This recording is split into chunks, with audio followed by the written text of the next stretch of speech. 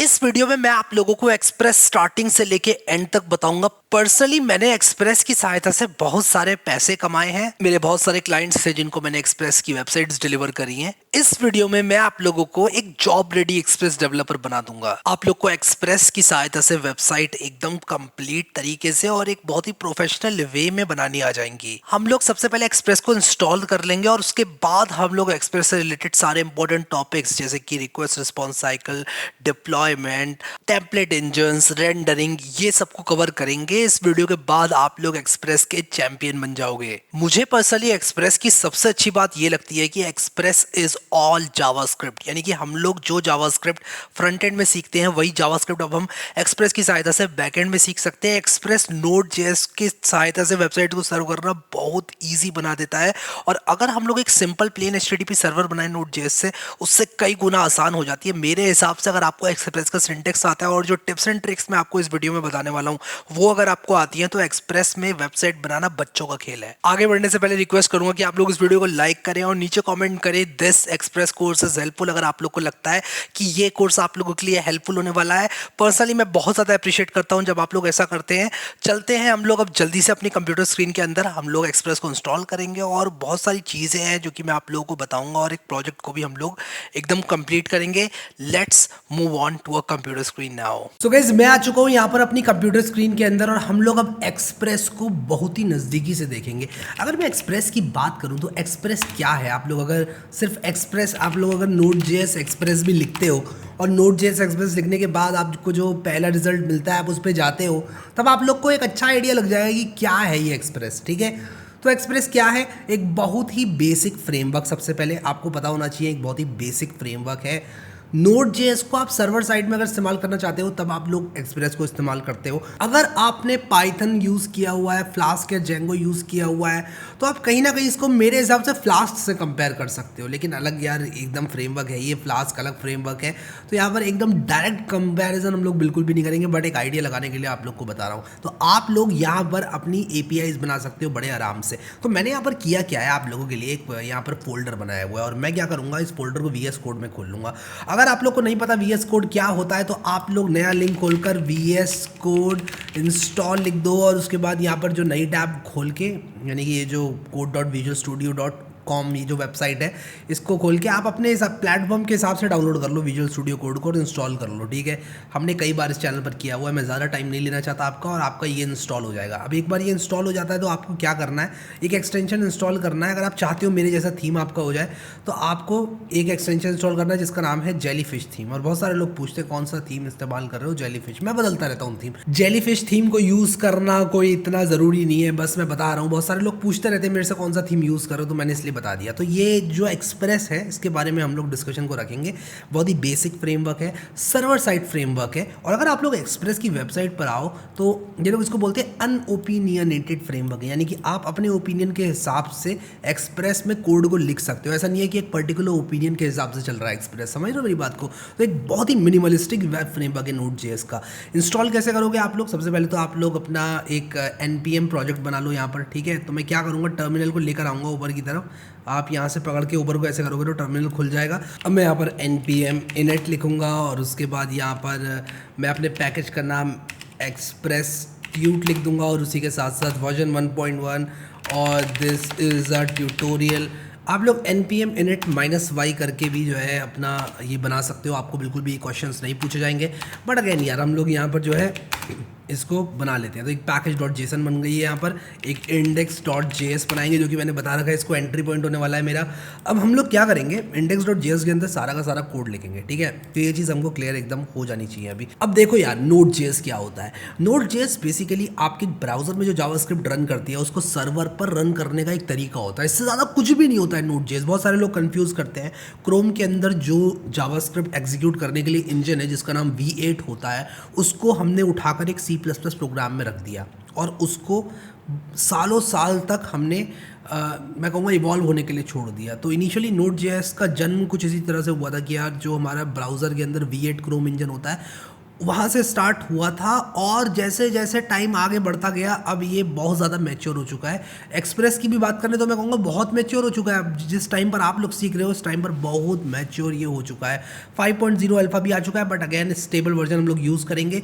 अब अगर 5 वर्जन भी आ जाता है और ये टोटल मैं 4 में बना रहा हूँ तो आप टेंशन मत लेना, क्योंकि बहुत सारी चीज़ें सेम है। मैंने 5.x की डॉक्यूमेंटेशन भी देखी थी, तो जो आइडिया है वो सेम होने वाला है। ठीक है, इंस्टॉल करने के लिए आप लोग ये कमांड रन कर दो, npm install express minus minus save.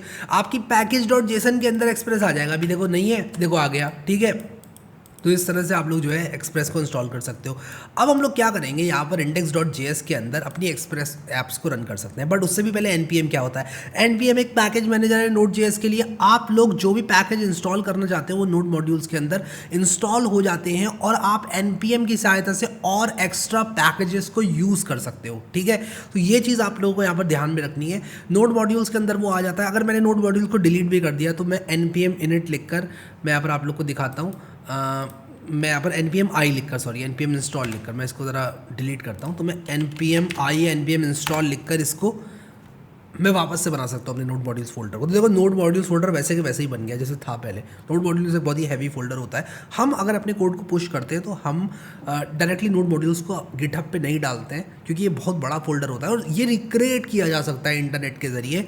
आप लोगों की इस फाइल के अंदर इन्फॉर्मेशन होती है कि यार आप इसको कैसे क्रिएट करोगे। npm की सहायता से आप और भी पैकेजेस इंस्टॉल कर सकते हो।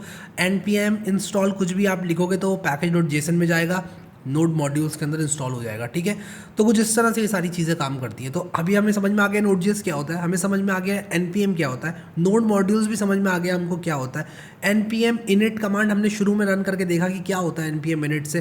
फिर उसके बाद npm इंस्टॉल हमने देखा, हमने एक्सप्रेस को इंस्टॉल करके देखा npm इंस्टॉल एक्सप्रेस करके।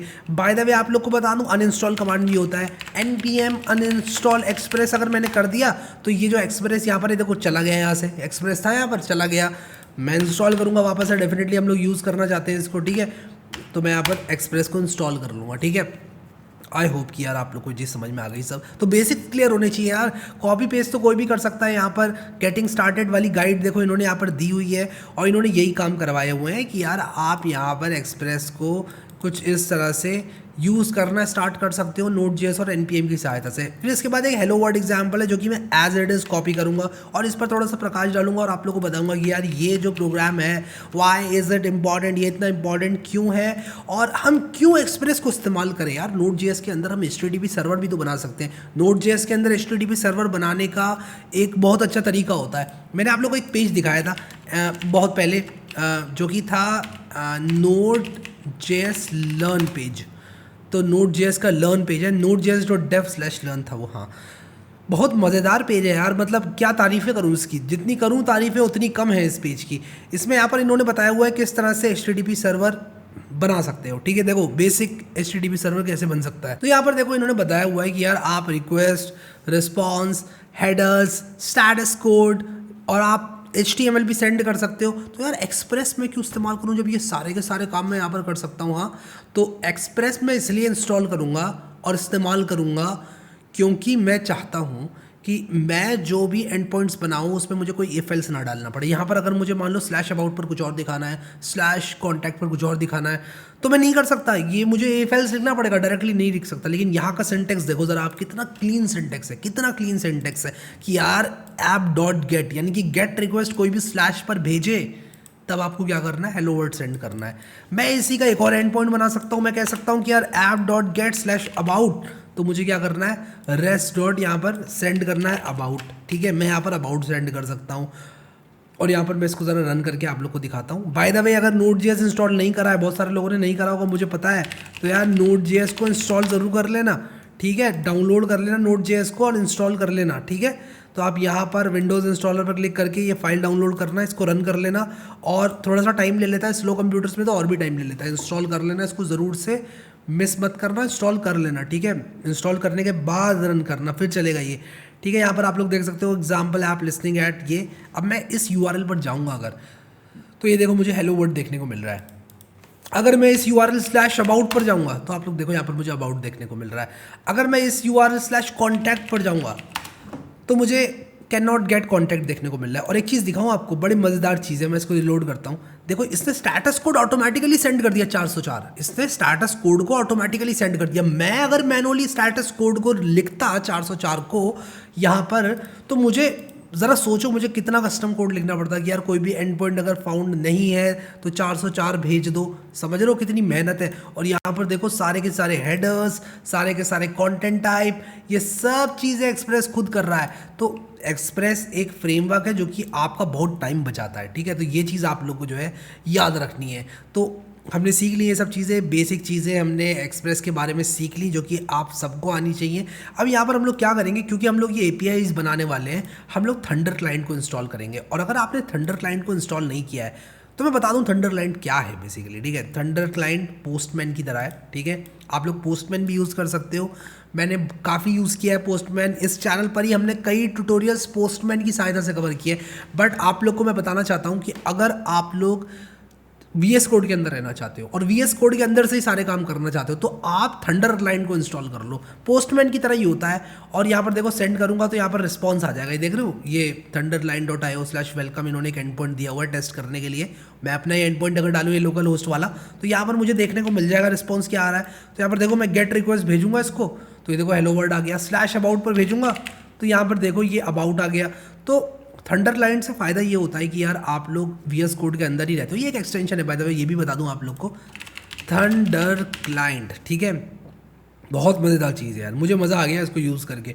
और यहाँ पर आप VS कोड के अंदर ही अंदर रह के सारे काम कर सकते हो। तो हम लोग थ्रू आउट द कोर्स ये यूज़ करेंगे ये, ठीक है।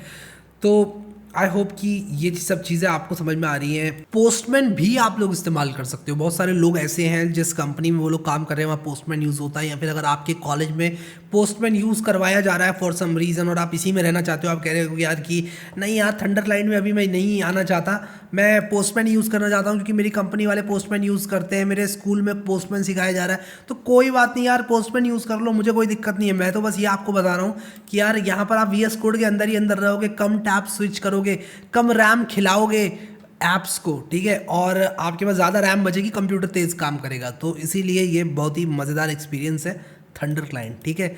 मज़ा आ जाता है करना इंस्टॉल। और जब नई टैब में यहाँ पर आप अपने कोड लिखते लिखते ही टेस्ट करते हो API को, मज़ा आ जाता है, भरोसा करो, ठीक है। तो यहाँ पर आई होप कि आपको समझ में आ गई। अब मान लो कि मैं एक फ़ाइल सेंड करना चाहता हूँ, मान लो मेरे पास एक HTML फाइल है, मतलब एक बहुत ही बेसिक स्टैटिक ऐप अगर मैं आपको बनवाऊँ, कैसे बनवाऊंगा मैं, देखो res.send अबाउट मैंने यहाँ पर किया। अगर मान लो मेरे पास कुछ टेम्पलेट्स होती, मान लो कुछ टेम्पलेट्स होती, लेट अस से index.html, ठीक है, एक टेम्पलेट होती, मान लो एक कॉम्प्लेक्स टेम्पलेट होती, तो मैं लिख देता हूँ I am a complex HTML template, ठीक है। तो मैं यहाँ पर इसको HTML टेम्पलेट लिख दूंगा और मान लो इसमें बहुत सारी HTML है, बहुत सारी CSS है और अलग अलग तरह की चीज़ें हैं, ठीक है। तो मैं क्या करूँगा कि ये ना लिखकर मैं लिखूँगा res.send फाइल। तो res.send फाइल क्या करता है, आप लोग यहाँ पर जो है फाइल को सेंड कर सकते हो, ठीक है।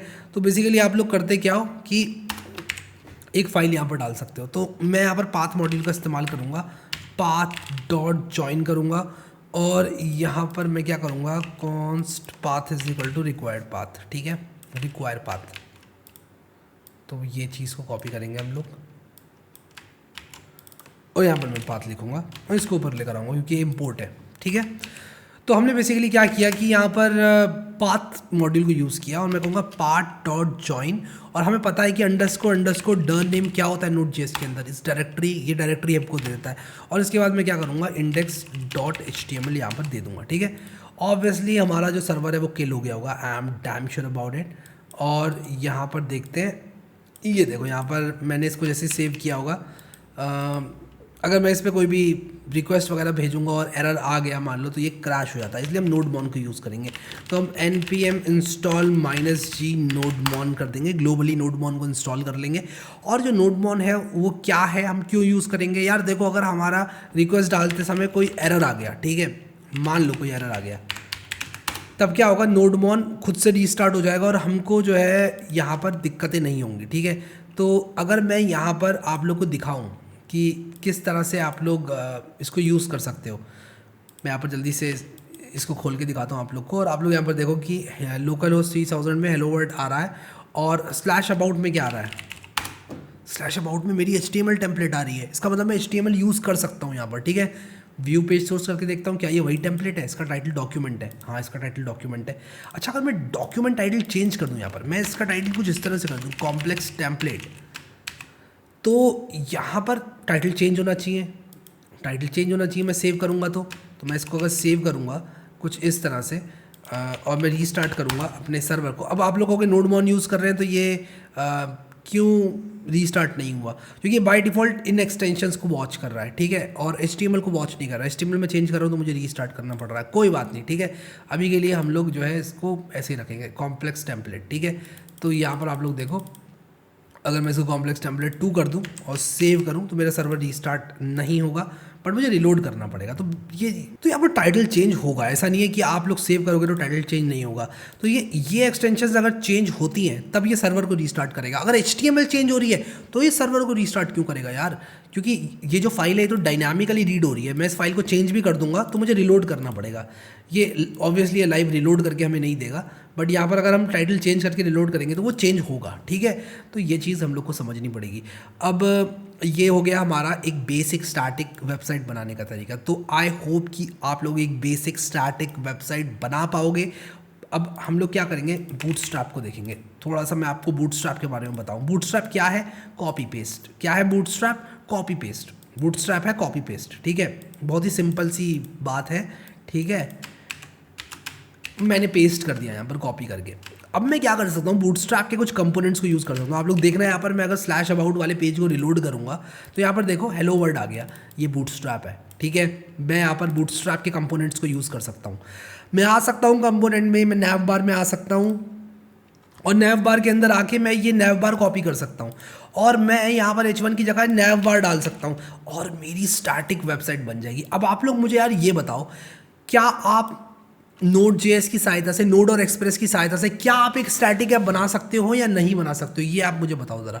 आप डेफिनेटली ऐप बना सकते हो। आप लोग यहाँ पर अपनी पोर्टफोलियो वेबसाइट बना सकते हो बहुत ही आराम से एक्सप्रेस की सहायता से।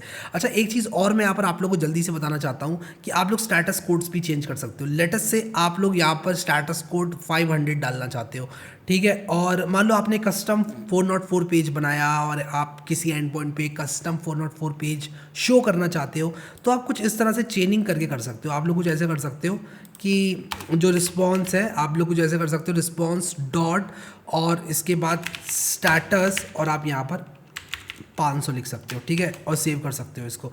अब देखो मैं इसको रिलोड करूँगा, अगर मैं यहाँ पर ज़रा व्यू पेज सोर्स करता हूँ, सॉरी इंस्पेक्ट करता हूँ और नेटवर्क में जाता हूँ। अरे यार इंस्पेक्ट करना है, नेटवर्क में जाना है, रिलोड करना है और यहाँ पर देखो इसने सर्वर कोड 500 भेजा है। ऑब्वियसली मैं 500 सर्वर कोड नहीं भेजने जाता।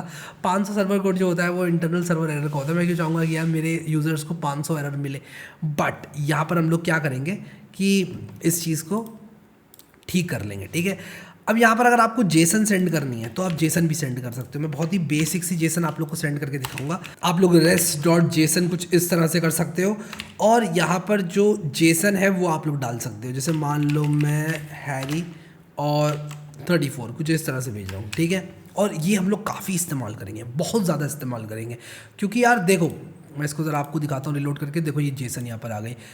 अब एक्सप्रेस की एक बहुत बढ़िया बात पता है क्या है, ये देखो कंटेंट टाइप ऑटोमेटिकली सेट कर देता है, रिक्वायर्ड हेडर्स को ऑटोमेटिकली सेट कर देता है। अब आप में से कई लोग कहोगे यार ये रॉ पास डी क्यों आ रहा है, मेरा तो नहीं आ रहा है ये। तो यार मैंने कर रखी है एक एक्सटेंशन इंस्टॉल जिसका नाम है जेसन फॉर्मेटर। क्या नाम है, जेसन फॉर्मेटर। कर लेना इंस्टॉल, क्योंकि बड़ी बड़ी जेसन्स को पार्स करना आसान बना देता है ये हमारे लिए, ठीक है। तो आपके लिए बहुत ईजी पड़ेगा अगर आपने इस एक्सटेंशन को इंस्टॉल करके कुछ इस तरह से यूज़ किया। हाँ आप रॉ डेटा देखना चाहते हो तो जैसे सेंड किया गया सर्वर द्वारा वो आपको देखने को मिल जाएगा। पार्स्ड आप देखना चाहते हो तो पार्स हुआ हुआ डेटा आपको मिलेगा। आप इस तरह से कोलैप्स वगैरह कर सकते हो, कितना आइटम्स किस कोलैप्स्ड पर्टिकुलर जो भी आपका है ऑब्जेक्ट या फिर एरे उसके अंदर कितने आइटम्स है ये भी बताता है ये, ठीक है। तो बहुत बढ़िया चीज़ है, बड़ी बड़ी जेसन्स के लिए बहुत काम आने वाला है, ठीक है। सो आई होप कि ये चीज़ आपको समझ में आ गई। एंड ऑब्वियसली हम लोग अपनी सारी की सारी APIs थंडर क्लाइंट में टेस्ट करेंगे, ठीक है। तो अब हम लोग एक बहुत ही बेसिक वेबसाइट बना सकते हैं, एक स्टैटिक वेबसाइट बना सकते हैं HTML CSS जावास्क्रिप्ट का यूज़ करके, और हम एक्सप्रेस से उसको सर्व करा सकते हैं। कस्टम स्टेटस कोड पर हम लोग जेसन्स भेज सकते हैं, एक बैकएंड हम लोग बड़े आराम से बना सकते हैं। तो आप लोग जो है इतना कुछ तो कर ही सकते हो एक्सप्रेस की सहायता से, ठीक है। तो एक पोर्टफोलियो वेबसाइट अगर मैं अभी आपको बनाने को बोलूँ एक बहुत ही सिंपल सी पोर्टफोलियो वेबसाइट आप लोग को बनानी है। मैं चाहूँगा आप लोग जाएँ बूटस्ट्रैप पर इस वीडियो के बाद और अपनी एक कस्टम पोर्टफोलियो वेबसाइट बनाएं एक्सप्रेस के सारे कॉन्सेप्ट्स को समझने के बाद। तो पहले आप सारे एक्सप्रेस के कॉन्सेप्ट्स को समझ लो, उसके बाद आप अपनी कस्टम पोर्टफोलियो वेबसाइट बनाओ। सिंपली आप लोगों को करना क्या है कि ये सारे कंपोनेंट जो है उनको इस्तेमाल करना है, यहाँ से कॉपी कर करके सारी चीज़ें इस्तेमाल करना है, ऊपर नैव बार लगाना है, नीचे फुटर लगाना है। ये सारे काम आप लोग करोगे तो बहुत आसान हो जाएगा आप लोगों के लिए अपनी कस्टम पोर्टफोलियो वेबसाइट्स बनाना, ठीक है। तो अब हम लोग क्या करेंगे, आगे बढ़ेंगे और एक्सप्रेस के बारे में और चीज़ें देखेंगे। सो गाइस यहाँ पर काफ़ी चीज़ें हम लोगों ने देखी, और अब यहाँ पर मैं आप लोगों को बताने जा रहा हूँ कि अगर एक फोल्डर है हमारे पास, मान लो हमारे पास एक स्टैटिक फोल्डर है और हम उसको सर्व करना चाहते हैं एक्सप्रेस की सहायता से, तो वो चीज़ कैसे करेंगे हम लोग। तो मैं आप लोग को उसका पूरा तरीका बताता हूँ कि वो चीज़ कैसे की जाती है। तो मान लो हमारे पास एक पब्लिक HTML फोल्डर है, ठीक है। तो पब्लिक के नाम से मैं बना रहा हूँ, और देखो यहाँ पर ये जो आइकॉन्स की जो मैं एक्सटेंशन यूज़ कर रहा हूँ, उसने यहाँ पर एक पब्लिक वाला जो हमारा जो ग्लोब होता है ना, जो कि www का आपने अगर लोगो देखा हो तो उस तरह का यहाँ पर कुछ बन के आगे डिनोट कर रहा है कि भाई पब्लिक HTML जो है, जो कि पब्लिक को सर्व करी जाएगी, वो इसके अंदर डाल दूँ। अब मान लो इसके अंदर मैं डाल देता हूँ कुछ फाइल्स, जैसे मान लो index.html, ठीक है। और यहाँ पर मान लो मैंने डाल दिया दिस इज़ इंडेक्स, ठीक है, दिस इज़ इंडेक्स, ठीक है। और यहाँ पर मान लो मैंने div.container डाला, और यहाँ पर मैं lorem34 लिख रहा हूँ। एक बहुत ही सिंपल सी साइट बना दी मैंने, बस ये चेक करूँगा कि ये पब्लिक फोल्डर एक्चुअल में काम भी कर रहा है कि नहीं कर रहा है। तो मैं अगर यहाँ पर सर्व करना चाहता हूँ इस पब्लिक फोल्डर को, तो मैं क्या करूँगा, यहाँ पर देखो पाथ तो मैंने ऑलरेडी इंपोर्ट कर ही रखा है। यहाँ पर मैं अब इस्तेमाल कर सकता हूँ app.use को, और जब मैं कहता हूँ app.use का मतलब एक मिडलवेयर। तो एक्सप्रेस के अंदर एक मिडलवेयर का कॉन्सेप्ट होता है। तो एक्सप्रेस मिडलवेयर जो होते हैं वो एक फंक्शन होते हैं जो कि रिक्वेस्ट और रिस्पॉन्स ऑब्जेक्ट्स की एक्सेस को रखते हैं, और वो उसको चेंज कर सकते हैं, यानी कि रिक्वेस्ट और रिस्पॉन्स दोनों ऑब्जेक्ट्स उनके पास होते हैं। तो किस तरह से यहाँ पर एक सिंपल सा मिडलवेयर जो कि हमारा express.static है उसको हम यूज़ कर सकते हैं, आप लोग देखो। तो मैं यहाँ पर लिखूँगा express.static, और इसके बाद मैं यहाँ पर डायरेक्टरी दे दूँगा।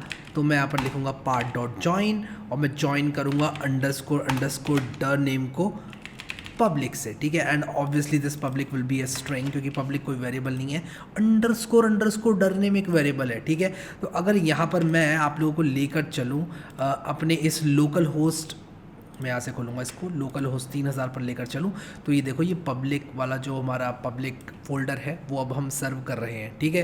तो यहाँ पर आप लोग देखो एक पब्लिक हमने ये जो फोल्डर बनाया था इसको सर्व करना स्टार्ट कर दिया है। अगर मैं वापस से आ जाऊँ यहाँ पर VS कोड के अंदर, तो अब पब्लिक को सर्व किया जा रहा है, क्योंकि मैं इसको एज अ स्टैटिक फोल्डर सर्व कर रहा हूँ, ठीक है। अगर मैं यहाँ पर स्लैश में आ जाऊँ, यहाँ पर स्लैश अबाउट में आ जाऊँ, सॉरी, अगर मैं यहाँ पर स्लैश अबाउट में आ जाऊँ तो मुझे ये अबाउट वाला एंड पॉइंट मिल जाएगा। और ऑब्वियसली अगर मैं यहाँ पर जो स्लैश वाला एंड पॉइंट है उसमें हेलो वर्ड भेजना चाहता हूँ, तो मुझे यहाँ पर कुछ और लिखना पड़ेगा। जैसे मान लो मैं हेलो लिख सकता हूँ, मैं सेव कर रहा हूँ तो ये रीस्टार्ट हो जा रहा है नोड मॉन के कारण। तो अब मैं अगर यहाँ पर अपना ब्राउज़र खोलूँ और यहाँ पर मैं स्लैश हेलो लिखूँ, हेलो, और मैं एंटर मारूँ तो यहाँ पर हेलो वर्ड लिख कर आ गया, ठीक है। तो ये इस तरह से हमारी जो APIs हैं वो हम लोग बना सकते हैं। आई होप आपको ये चीज़ बहुत ही क्लियरली समझ में अभी तक आ गई होगी। अब अगर आपको अपने मिडलवेयर्स लिखने हैं तो आप अपने मिडलवेयर्स भी लिख सकते हो। तो मैं आपको एक बहुत ही सिंपल सा मिडलवेयर लिख कर दिखाऊँगा। आप मान लो मैं इसका नाम हैरी मिडलवेयर देता हूँ, और मैं इसको एक एरो फंक्शन बनाऊँगा, और ये जो एरो फंक्शन है ये 3 चीज़ें लेगा, एक तो रिक्वेस्ट और रिस्पॉन्स और एक नेक्स्ट। अब ये नेक्स्ट क्या है ये मैं आप लोग को अभी बताऊंगा, बट रिक्वेस्ट एंड रिस्पॉन्स आपको मालूम है, रिक्वेस्ट वो है जो आ रही है, रिस्पॉन्स वो है जो जा रहा है। तो रिस्पॉन्स को जाते वक्त भी ये ऑल्टर कर सकता है, और यहाँ पर रिक्वेस्ट जो होती है हमारी जो आ रही है उसके सारे पैरामीटर्स का भी एक्सेस रखता है। तो मैं अगर यहाँ पर रिक्वेस्ट को चेंज करना चाहता हूँ या मैं console.log रिक्वेस्ट करना चाहता हूँ तो मैं यहाँ पर कर सकता हूँ। आप शायद ही अपना मिडलवेयर आप बनाएंगे, बट अगर आप लोग बनाना चाहते हैं तो आप लोग कुछ इस तरह से कर सकते हैं। अब ऑब्वियसली मुझे यहाँ पर app.use के अंदर ये हैरी मिडलवेयर डालना पड़ेगा, तभी मैं इस मिडलवेयर को यूज़ करूँगा। तो मैं यहाँ पर हैरी मिडलवेयर डाल दूंगा। मैंने इसको रीस्टार्ट किया। अब मैं इसको अगर हिट करूँगा तो आप लोग यहाँ पर देखो, ये जो console.log रिक्वेस्ट मैंने किया था वो यहाँ पर आ गया है, ठीक है। तो middlewares in most of the cases हम लोग यूज़ करते हैं, बनाते नहीं हैं, बट अगेन आप लोग बना भी सकते हैं। अगर आप लोग बनाना चाहते हैं तो बना भी सकते हैं, एक आप एडवांस एक्सप्रेस यूज़र के तौर पर, ठीक है। तो मैं अभी इस चीज़ को app.use हैरी मिडलवेयर इसको कमेंट आउट करूँगा। आई होप आप लोग समझ गए कि मिडलवेयर्स किस तरह से काम करते हैं। अब जब हमारा मिडलवेयर रन हो रहा होता है तब हम चाहते हैं कि अगर हमने एक से ज़्यादा मिडलवेयर यूज़ किए हुए हैं तो अगला वाला मिडलवेयर रन हो। इसीलिए कभी भी हम मिडलवेयर बनाते हैं तो उसके बाद एक नेक्स्ट फंक्शन होता है, उसको हम रन कर देते हैं, क्योंकि हम चाहते हैं कि हैरी मिडलवेयर के बाद वाला मिडलवेयर इसके बाद रन हो, ठीक है। तो इसलिए हम लोग इस तरह से नेक्स्ट लिख देते हैं। बट अगेन हम इसको जल्दी से कमेंट आउट करेंगे और हम लोग यहाँ पर जो बिल्ट इन मिडलवेयर्स हैं उनको इस्तेमाल करेंगे। I hope that make sense और आपको समझ में आ गया। अब हम लोग यहाँ पर बात करेंगे कि अगर हम लोग चाहते हैं एक पैरामीटर देना, फॉर एग्जांपल अगर मैं यहाँ पर हेलो के साथ साथ नेम देना चाहता हूँ और मैं हेलो वर्ड के बाद एक नेम को भी प्रिंट करना चाहता हूँ, तो मैं किस तरह से करूँगा। अब एक बार आपने इस तरह के पैरामीटर्स बना लिए तो उसको आप इस्तेमाल कैसे करोगे, ये आपका सवाल होगा। तो नेम टू अगर आप लोग यहाँ पर मान लो नेम नाम का मैंने एक नेम नाम का मैंने ये बनाया, ठीक है, नेम और नेम टू नाम का बनाया, तो मैं जब इसको इस्तेमाल करना चाहूँगा तो मैं request.params.name कर दूंगा और ये जो नेम पैरामीटर है वो यहाँ पर आ जाएगा। तो अब मैं अगर इसको रिलोड करूँगा तो यहाँ पर ये कह रहा है invalid status code hello word. Okay, तो यहाँ पर मैंने गड़बड़ कर दी, मुझे यहाँ पर प्लस यूज़ करना चाहिए कि मैं हेलो वर्ड के साथ साथ ये चीज़ सेंड करना चाहता हूँ। तो इसको मैं रिलोड करूँगा यहाँ पर, तो देखो हेलो वर्ड हैरी आ गया। अगर मैं यहाँ पर हेलो वर्ड लविश लिखूँगा तो हेलो वर्ड लविश आ गया। अगर मैं यहाँ पर कीर्ति लिखूँगा तो कीर्ति आ गया। मैं यहाँ पर संस्कृति लिखूँगा संस्कृति तो संस्कृति आ गया, ठीक है। मैं पूजा लिखूँगा तो पूजा आ गया। यू गॉट द पॉइंट यार, बहुत समझदार हो, ठीक है। अब यहाँ पर हम लोग क्या करेंगे कि अगले कॉन्सेप्ट को देखेंगे और ये देखेंगे कि कभी भी हमको अगर इन पैरामीटर्स को सेंड करके एक ब्लॉग पोस्ट को फैच करना है, या फिर मान लो आप लोगों को आपका एक डेटाबेस है उससे एक पर्टिकुलर की वैल्यू पेयर निकालना है, तो वो सारे काम आप कर सकते हो, ठीक है। ये चीज़ तो आपको समझ में आ गई। तो आई होप कि ये चीज़ आपको क्लियर है। अब अगर मान लो मैं एक ऐप बनाना चाहता हूँ, एक यानी कि वेबसाइट बनाना चाहता हूँ, एक एक्सप्रेस ऐप बनाना चाहता हूँ जो कि लेटस से एक डेटा स्टोर में से कुछ ब्लॉग पोस्ट को निकालती है, और मान लो वो जो डेटा स्टोर्स है वो मेरा जेसन के फॉर्म में है, तो मैं वो सारी की सारी चीज़ें सर्व कर सकता हूँ। आई होप कि ये चीज़ आप लोग को समझ में आ गई। तो एक काम करते हैं हम लोग, हमने यहाँ पर अभी जो बनाया ये जो एक्सप्रेस का इंट्रोडक्टरी ऐप, उसको हम कर देंगे बंद, क्योंकि हमने फैला दिया उसमें बहुत सारा रायता, ठीक है। हम इसी के साथ साथ क्या करेंगे कि एक नया फोल्डर बनाएंगे और उसका नाम रखेंगे ब्लॉग, ठीक है। और ब्लॉग भी नहीं रखेंगे, ब्लॉग एक्सप्रेस लिखेंगे, ठीक है। जैसे राजधानी एक्सप्रेस वैसे ही हमारा blog express. Open with code करूँगा, ठीक है। ओपन विथ कोड करने के बाद मैं यहाँ पर आप लोग को दिखाता हूँ कि हम लोग पूरा स्क्रैच से स्टार्ट करेंगे, ठीक है। और इसको बहुत अच्छी तरह से बनाएंगे और npm init करूँगा, इनिशियलाइज करूँगा। इसका नाम ब्लॉग एक्सप्रेस ही रहने देता हूँ, पैकेज का वर्जन 1.0.0 रहने देता हूँ। This is a blog we created during code with Harry express course, ठीक है। एंट्री पॉइंट index.js रहेगा। टेस्ट कमांड अभी मैं नहीं लिख रहा हूँ, गिट रिपोजिटरी भी अभी नहीं डाल रहा हूँ, कीवर्ड भी नहीं डाल रहा हूँ। ऑथर में हैरी डाल देता हूँ, लाइसेंस को ऐसा ही रहने देते हैं, येस पे क्लिक करते हैं। पैकेज.json बन गई है, index.js भी बना देते हैं। और बहुत सारी चीज़ें मालूम है, मैं बहुत सारी चीज़ें जो है यहाँ से कॉपी पेस्ट करूँगा। कहाँ से? अरे यहाँ से ही, ठीक है। तो मैं क्या करूँगा कि इसको बहुत ही अच्छी तरह से स्ट्रक्चर करूँगा ताकि आप लोग को एक अच्छा आइडिया लग जाए कि यार एक प्रोडक्शन ऐप बनाना है तो किस तरह से बनाई जाए, ठीक है। तो ये मिडलवेयर जो मैंने यूज़ किए हुए इन सबको मैं हटाऊँगा और मैं करूँगा क्या कि एक फ़ोल्डर बनाऊँगा सबसे पहले स्टैटिक। इसके अंदर मैं सारी की सारी स्टैटिक एसेट्स रखूँगा, जैसे जावास्क्रिप्ट और उसी के साथ साथ मेरी CSS, ये सारी चीज़ें मैं स्टैटिक के अंदर रखूँगा। और मैं यहाँ पर कुछ इस तरह से स्टैटिक फोल्डर को सर्व करूँगा, ठीक है। अब यहाँ पर मैं क्या करूँगा, कुछ एंड पॉइंट्स बनाऊँगा। एक तो मेरा स्लैश एंड पॉइंट होगा। स्लैश एंड पॉइंट क्या करेगा, मेरा स्लैश एंड पॉइंट मेरा होम पेज को सर्व करेगा। तो मैं इस तरह से स्लैश करूँगा और मैं सेंड फाइल करूँगा, ठीक है। तो मैं रिस्पॉन्स डॉट सेंड फाइल करूँगा। और जिस तरह से यहाँ पर हम लोगों ने देखा था कि हम सेंड फाइल करके एक फ़ाइल को सेंड कर सकते हैं, यहाँ पर हमने देखा था part.join करके हमने कुछ इस तरह से करी थी। तो हम क्या करेंगे, एक फ़ोल्डर बनाएंगे, उसका नाम रखेंगे टेम्पलेट्स, ठीक है। और टेम्पलेट्स यहाँ पर टेम्पलेट्स रख देंगे इसका नाम, ठीक है। फोल्डर बनाना था, फाइल बना दी मैंने, कोई बात नहीं, डिलीट करके दोबारा भी बना सकते हैं, ठीक है। तो ये टेम्पलेट्स मैंने यहाँ पर कुछ इस तरह से बना दी, इसको मैं सेव करूँगा index.js को। अब यहाँ पर देखो मैं क्या करूँगा, जो मेरा राउटर है ना उसको मैं सेपरेट कर दूँगा। अब आप में से कई लोग सोचोगे यार राउटर को सेपरेट कर दूँगा का क्या मतलब है। तो राउटर को सेपरेट कर देने का मतलब ये है यार कि मेरा जो राउटर है, अभी यहाँ पर अगर मैंने सारे राउट्स लिख दिए तो बहुत सारा रायता फैल जाएगा, मैं नहीं चाहता बहुत सारा रायता फैले। मैं करूँगा क्या कि एक राउटर नाम से फ़ोल्डर बनाऊँगा, और या फिर राउट्स के नाम से फ़ोल्डर बनाऊँगा, और इसके अंदर मैं क्या करूँगा, एक अपनी blog.js फाइल बनाऊँगा। अब मान लो मेरे पास कुछ ब्लॉग के जो मेरे राउट्स हैं वो हैं, मान लो मैंने कोई शॉप बनाई, उस शॉप के हो सकता है मेरे पास कुछ राउट्स हों, तो मैं क्या करूँगा उन सारे के सारे राउट्स को अलग अलग कर सकता हूँ। अभी के लिए मैं सिर्फ ब्लॉग के बना रहा हूँ, इसलिए मैं blog.js के अंदर डाल रहा हूँ। तो blog.js के अंदर मैं ये सारे के सारे राउट्स डालना चाहता हूँ। तो सबसे पहले मुझे क्या करना पड़ेगा, मैं एक्सप्रेस को लेकर आऊँगा, इन सब चीज़ों को लेकर आता हूँ, जो जो चीज़ें चाहिए होंगी उन चीज़ों को मैं यहाँ पर रख लूँगा, ठीक है। अब मैं इसके बाद क्या करूँगा, इसको मिटाता हूँ, मैं राउटर को लेकर आऊँगा, मैं कहूँगा const router is equal to require, क्या रिक्वायर करूँगा मैं, एक्सप्रेस डॉट राउटर, एक्सप्रेस है अपने पास डॉट राउटर,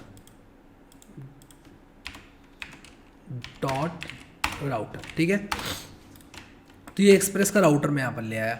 अब मैं यहाँ पर क्या करूँगा, अब मैं बड़े आराम से सारे के सारे राउट्स अपने यहाँ पर लिख सकता हूँ, ठीक है। तो पहला राउट मैं लिखता हूँ, मैं यहाँ पर लिखूँगा राउटर डॉट गेट, और यहाँ पर स्लैश, और जब स्लैश मैं यहाँ पर जो लिखूँगा मैं दूसरा दूंगा अपना एरो फंक्शन, बिल्कुल वैसे ही जैसे कि हम लोग अभी तक करते आ रहे थे, ठीक है। और इस एरो फंक्शन का जो कंटेंट है उसको मैं यहाँ पर जो सेंड फाइल लिख रहा था ये मैं अब यहाँ पर लिखूँगा, ठीक है। और यहाँ पर मैं बिल्कुल भी कोई राउट्स नहीं लिखूँगा, ना यहाँ लिखूँगा ना यहाँ लिखूँगा, हाँ ऐप डॉट लिसन ज़रूर लिखूँगा, ठीक है। और मैं एग्जाम्पल ऐप नहीं, blog app listening at local host port 3000 sorry, ठीक है। blog.js मैंने यहाँ पर लिख दिया, जैसे कि आप लोग देख सकते हो।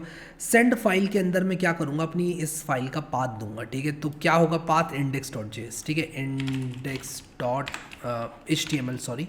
तो मैं index.html इसको करूँगा, और यहाँ पर एक बहुत ही बेसिक सी HTML डाल दूंगा, और मैं यहाँ पर होम पेज लिख दूंगा, और लिख दूंगा this is my blog home page, ठीक है। ये मैंने किया, मैं अपनी index.js को रन करूँगा नोड से, और ऑब्वियसली मैं यहाँ पर npm install -d नोडबॉन करूँगा। मैं नोडबॉन को as a dev dependency install करूँगा, ग्लोबली इंस्टॉल नहीं करूँगा, ठीक है। तो मैं as a dev dependency nodemon को इंस्टॉल करूँगा, क्योंकि जो नोडबॉन है मुझे सिर्फ डेवलपमेंट के टाइम पर चाहिए। मुझे जो नोडबॉन है वो मुझे बिल्कुल भी अपनी ऐप का एक पार्ट नहीं बनाना है, ठीक है। तो मैं यहाँ पर नोड index.js लिखूँगा, लोकल होस्ट 3000, और लोकल होस्ट 3000 यहाँ पर जो है ये नहीं मिलेगा, तो मैं यहाँ पर आऊँगा, कैन नॉट गेट स्लैश लिख कर आ रहा है, और गलत भी क्या कह रहा है यार, वो बिल्कुल सही कह रहा है, वो कह रहा है कैन नॉट गेट स्लैश, कह रहा है आपने जो है बिल्कुल भी जो स्लैश वाला एंड पॉइंट है वो बनाया ही नहीं, आपने तो एक blog.js फाइल बनाकर छोड़ दी है, और इसके अंदर भी सेंड फाइल फंक्शन को पूरा नहीं किया है। तो मैं सेंड फाइल फंक्शन को पूरा करता हूँ, मैं यहाँ पर template/index.html लिखता हूँ टू स्टार्ट विद। अभी हम इसको चेंज करेंगे, ठीक है, कैसे बताऊँगा अभी आपको। अब मैं करना चाहता हूँ इसको इस्तेमाल, और जब मैं इसको इस्तेमाल करना चाहता हूँ आप लोग भी सोच रहे होंगे कि यार इसको इस्तेमाल कैसे करूँ, तो मैं app.use करके ही इसको इस्तेमाल करूँगा। और मैं app.use के अंदर क्या लिखूँगा, सबसे पहले तो एंड पॉइंट लिखूँगा, ठीक है। यहाँ पर मैं एंड पॉइंट लिखूँगा, और उसी के साथ साथ मैं क्या करूँगा, मैं यहाँ पर लिखूँगा require what, require route/block, okay. तो यहाँ पर मैं ये चीज़ करूँगा। ये कह रहा है क्रैश्ड, क्या गड़बड़ आ गई, क्यों क्रैश हुआ, can not find module require route/block.js। तो ये कह रहा है कि block.js मुझे नहीं मिला, और उसका रीज़न है कि मैंने यहाँ पर module.exports नहीं लिखा, तो मैं यहाँ पर लिखूँगा module.exports is equal to router, ठीक है। और अब मिल जाना चाहिए, और इसको अभी भी नहीं मिला, क्या मिल जाए यार, राउटर, मैंने यहाँ पर राउटर को एक्सपोर्ट किया, रिक्वायर route/block। तो यार मैंने एक बहुत ही सिली मिस्टेक करी है, मुझे यहाँ पर बिल्कुल भी रिक्वायर नहीं करना है इसको ऐसे, मुझे सिर्फ राउटर को इस तरह से बनाना है, router is equal to express.router, और ये एक फंक्शन है, और अब ये चल जाना चाहिए। मैंने यहाँ पर इसको इस तरह से सेव किया, रिक्वेस्ट रिस्पॉन्स request.send फाइल, और यहाँ पर मैं लिखूँगा part.join __name और route slash blog dot J S, कुछ इस तरह से। तो मेरा कहाँ गया, route slash blog dot J S, और इसको सिंगल कोट में या डबल कोट में, जिसमें मन जाए, ठीक है। हाँ अब चल गई, देखो आप चल गई, आप चल गई। अब यहाँ पर देखते हैं क्या चल रही है। ये कह रहा है कि पाथ मस्ट बी एब्सोल्यूट और specify root to rest dot send file. Okay, तो यहाँ पर हमने रेस्ट डॉट सेंड फाइल को भी सही से नहीं बनाया है, या रेस्ट डॉट सेंड फाइल में भी यही करना पड़ेगा हमको सबसे पहले तो पाथ को लाना पड़ेगा, या तो पूरा पाथ दे दो, या फिर आप क्या करो कि कुछ पार्ट डॉट ज्वाइन करके दे दो। तो मैं यहाँ पर लिख देता हूँ पार्ट डॉट ज्वाइन और अंडरस्कोर द नेम के साथ साथ ये, ठीक है। एंड दिस शुड वर्क यार, दिस शुड वर्क।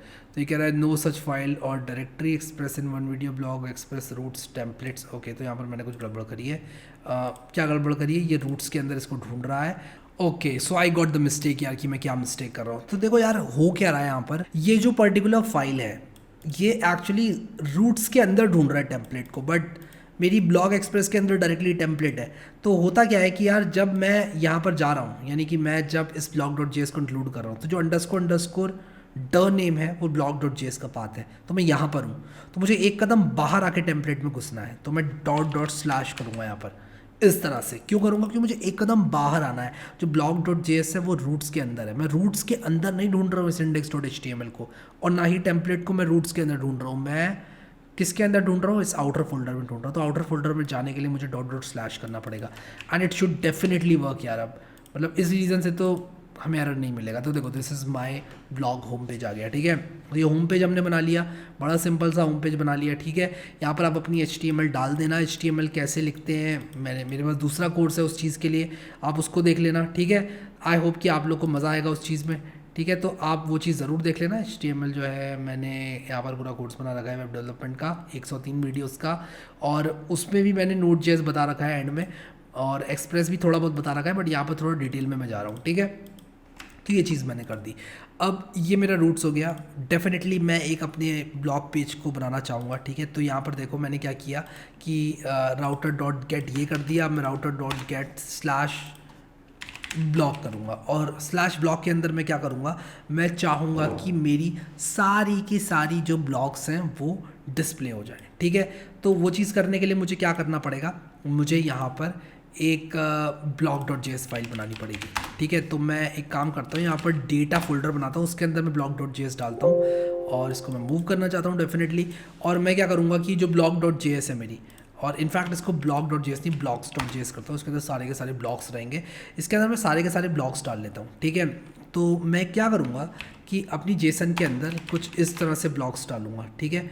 और ये एक एरे रहेगा, और एरे ऑफ ब्लॉग्स रहेगा, जिसमें टाइटल होगा हमारा, let us see how to get started with Python, ठीक है। और उसी के साथ साथ कंटेंट होगा। अभी के लिए मैं ये दो फील्ड रख रहा हूँ, वैसे बहुत सारी चीज़ें होती हैं, ऑथर होता है, डेट एडेड होता है, और उसी के साथ साथ आपका एक ब्लॉग पोस्ट में कमेंट की फॉरेन की भी होती है। अब वो चीज़ थोड़ी एडवांस हो गई, कमेंट्स वगैरह हम लोग डिज़ाइन नहीं कर रहे हैं, हम लोग यहाँ पर सिर्फ ये चीज़ देख रहे हैं कि किस तरह से हम लोग इसको यूज़ कर सकते हैं, ठीक है। दिस इज़ कंटेंट लिख दूँगा, ठीक है। और मैं इस तरह के बहुत सारे इसमें ऐड करूँगा, JS, Django, CSS, ठीक है। और मैं कुछ इस तरह से कर देता हूँ ताकि यार आप लोग को पता चले कि यार हाँ ये कंटेंट अलग अलग है, ठीक है।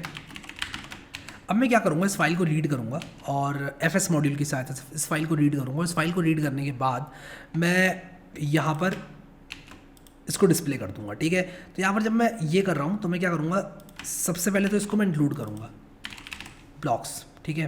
बट उससे भी पहले मुझे क्या करना पड़ेगा कि ब्लॉक्स डॉट जेएस के अंदर मॉड्यूल डॉट एक्सपोर्ट्स करना पड़ेगा, और मैं किसको करूँगा, ब्लॉक्स को करूँगा। और यहाँ पर मैं लिख देता हूँ ब्लॉक्स इज इक्वल टू, एक जावास्क्रिप्ट ऑब्जेक्ट है, ये कोई जेसन नहीं है, ठीक है। और इसको मैं कुछ इस तरह से बना देता हूँ, ठीक है। तो बिल्कुल भी कंफ्यूज नहीं होना है हम लोग को, हमें इसको जो है बिल्कुल इस तरह से रखना है, एक एरे ऑफ ऑब्जेक्ट्स है ये, ठीक है। बहुत ही सिंपल सा एरे ऑफ ऑब्जेक्ट्स।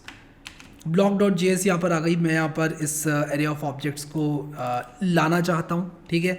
तो मैं अभी कहाँ पर हूँ, मैं हूँ अभी रूट्स के अंदर, मुझे जाना है डेटा स्लैश ब्लॉक्स के अंदर, ठीक है। तो मैं यहाँ पर था रूट्स के अंदर, ब्लॉग डॉट जेएस के अंदर था, और मुझे बाहर आके यहाँ पर blocks.js के अंदर आना था, ठीक है। अब क्या करूँगा कि मैं इसको यहाँ पर मैंने जो राउटर बना रखा है, मैं चाहता हूँ कि ब्लॉक के अंदर सारे के सारे ब्लॉक्स आ जाएं सबसे पहले। तो मैं क्या करूँगा कि लिखूँगा ब्लॉक्स डॉट फॉर ईच, ठीक है। और मैं यहाँ पर क्या करूँगा, सिंपली इनको ब्लॉक डॉट टाइटल या element dot title, E dot title करूँगा, मैं ई रखूँगा, बहुत ही सिंपल सी चीज़ रखूँगा। और अगर मैं यहाँ पर स्लैश ब्लॉग में गया, तो ये this is my blog home page तो आ रहा है, ये तो ठीक है। और ये देख रहे हो यहाँ पर आप, ये this is my blog page आ रहा है, ब्लॉग होम आ रहा है, और उसी के साथ साथ ये सारे के सारे टाइटल्स आ रहे हैं क्योंकि मैंने ई डॉट टाइटल लिखा है। अब मैं चाहता हूँ यहाँ पर कि एक ब्लॉग होम डॉट HTML बनाऊँ, और ये जो टेम्पलेट है मेरी index.html, बिल्कुल इसके जैसी एक टेम्पलेट बनाऊँ, ब्लॉग होम डॉट HTML, ठीक है।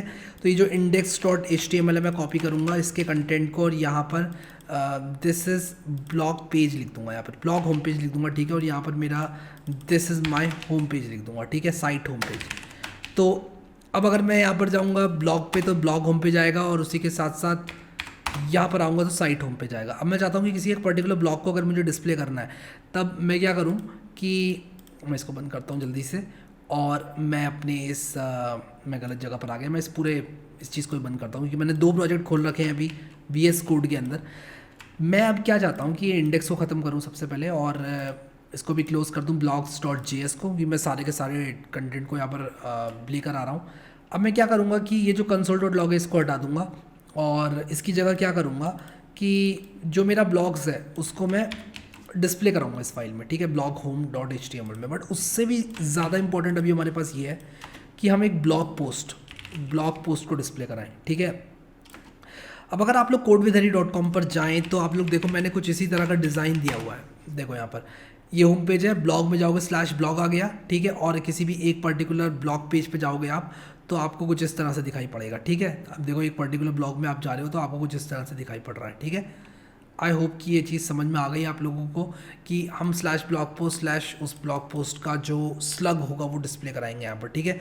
तो हम क्या करेंगे कि इसमें एक स्लग और ऐड करेंगे। तो मैं एक चीज़ और ऐड करता हूँ यहाँ पर, जो मेरा blocks.js, इसमें एक चीज़ और ऐड करूँगा, स्लग, ठीक है।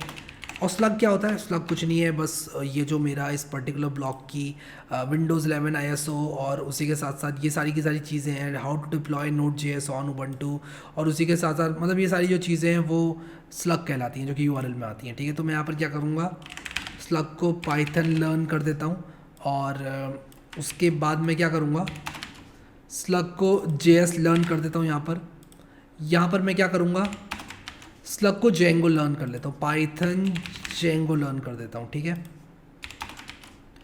और यहाँ पर क्या करूँगा, CSS लर्न कर दूँगा, ठीक है। तो CSS लर्न मैंने यहाँ पर कर दिया, इसको सेव कर लेंगे, और इन सारी की सारी फाइल्स को सेव करने के बाद ये जो ब्लॉक्स हैं मेरे, मैं स्लैश ब्लॉग पोस्ट स्लैश इस तरह से अगर कोलन स्लग रखूँगा तो अब मैं ब्लॉग पेज डॉट HTML बना सकता हूँ, ब्लॉग पेज डॉट HTML। और मैं इस पर्टिकुलर ब्लॉक को कैसे लेकर आऊँगा, मैं यहाँ पर लिखूँगा ब्लॉक्स डॉट फिल्टर। अगर आपने फ़िल्टर यूज़ किया है कभी अपनी लाइफ में जावास्क्रिप्ट में तो मैं आपको बता दूँ, अगर नहीं किया है तो बता दूँ क्या होता है कि आप यहाँ पर क्या करते हो कि एक ऐसा एलिमेंट रिटर्न करते हो इस ब्लॉक्स में से जो कि इस फंक्शन के लिए ट्रू रिटर्न करे। तो मैं यहाँ पर लिखूँगा e dot slug equals to slug.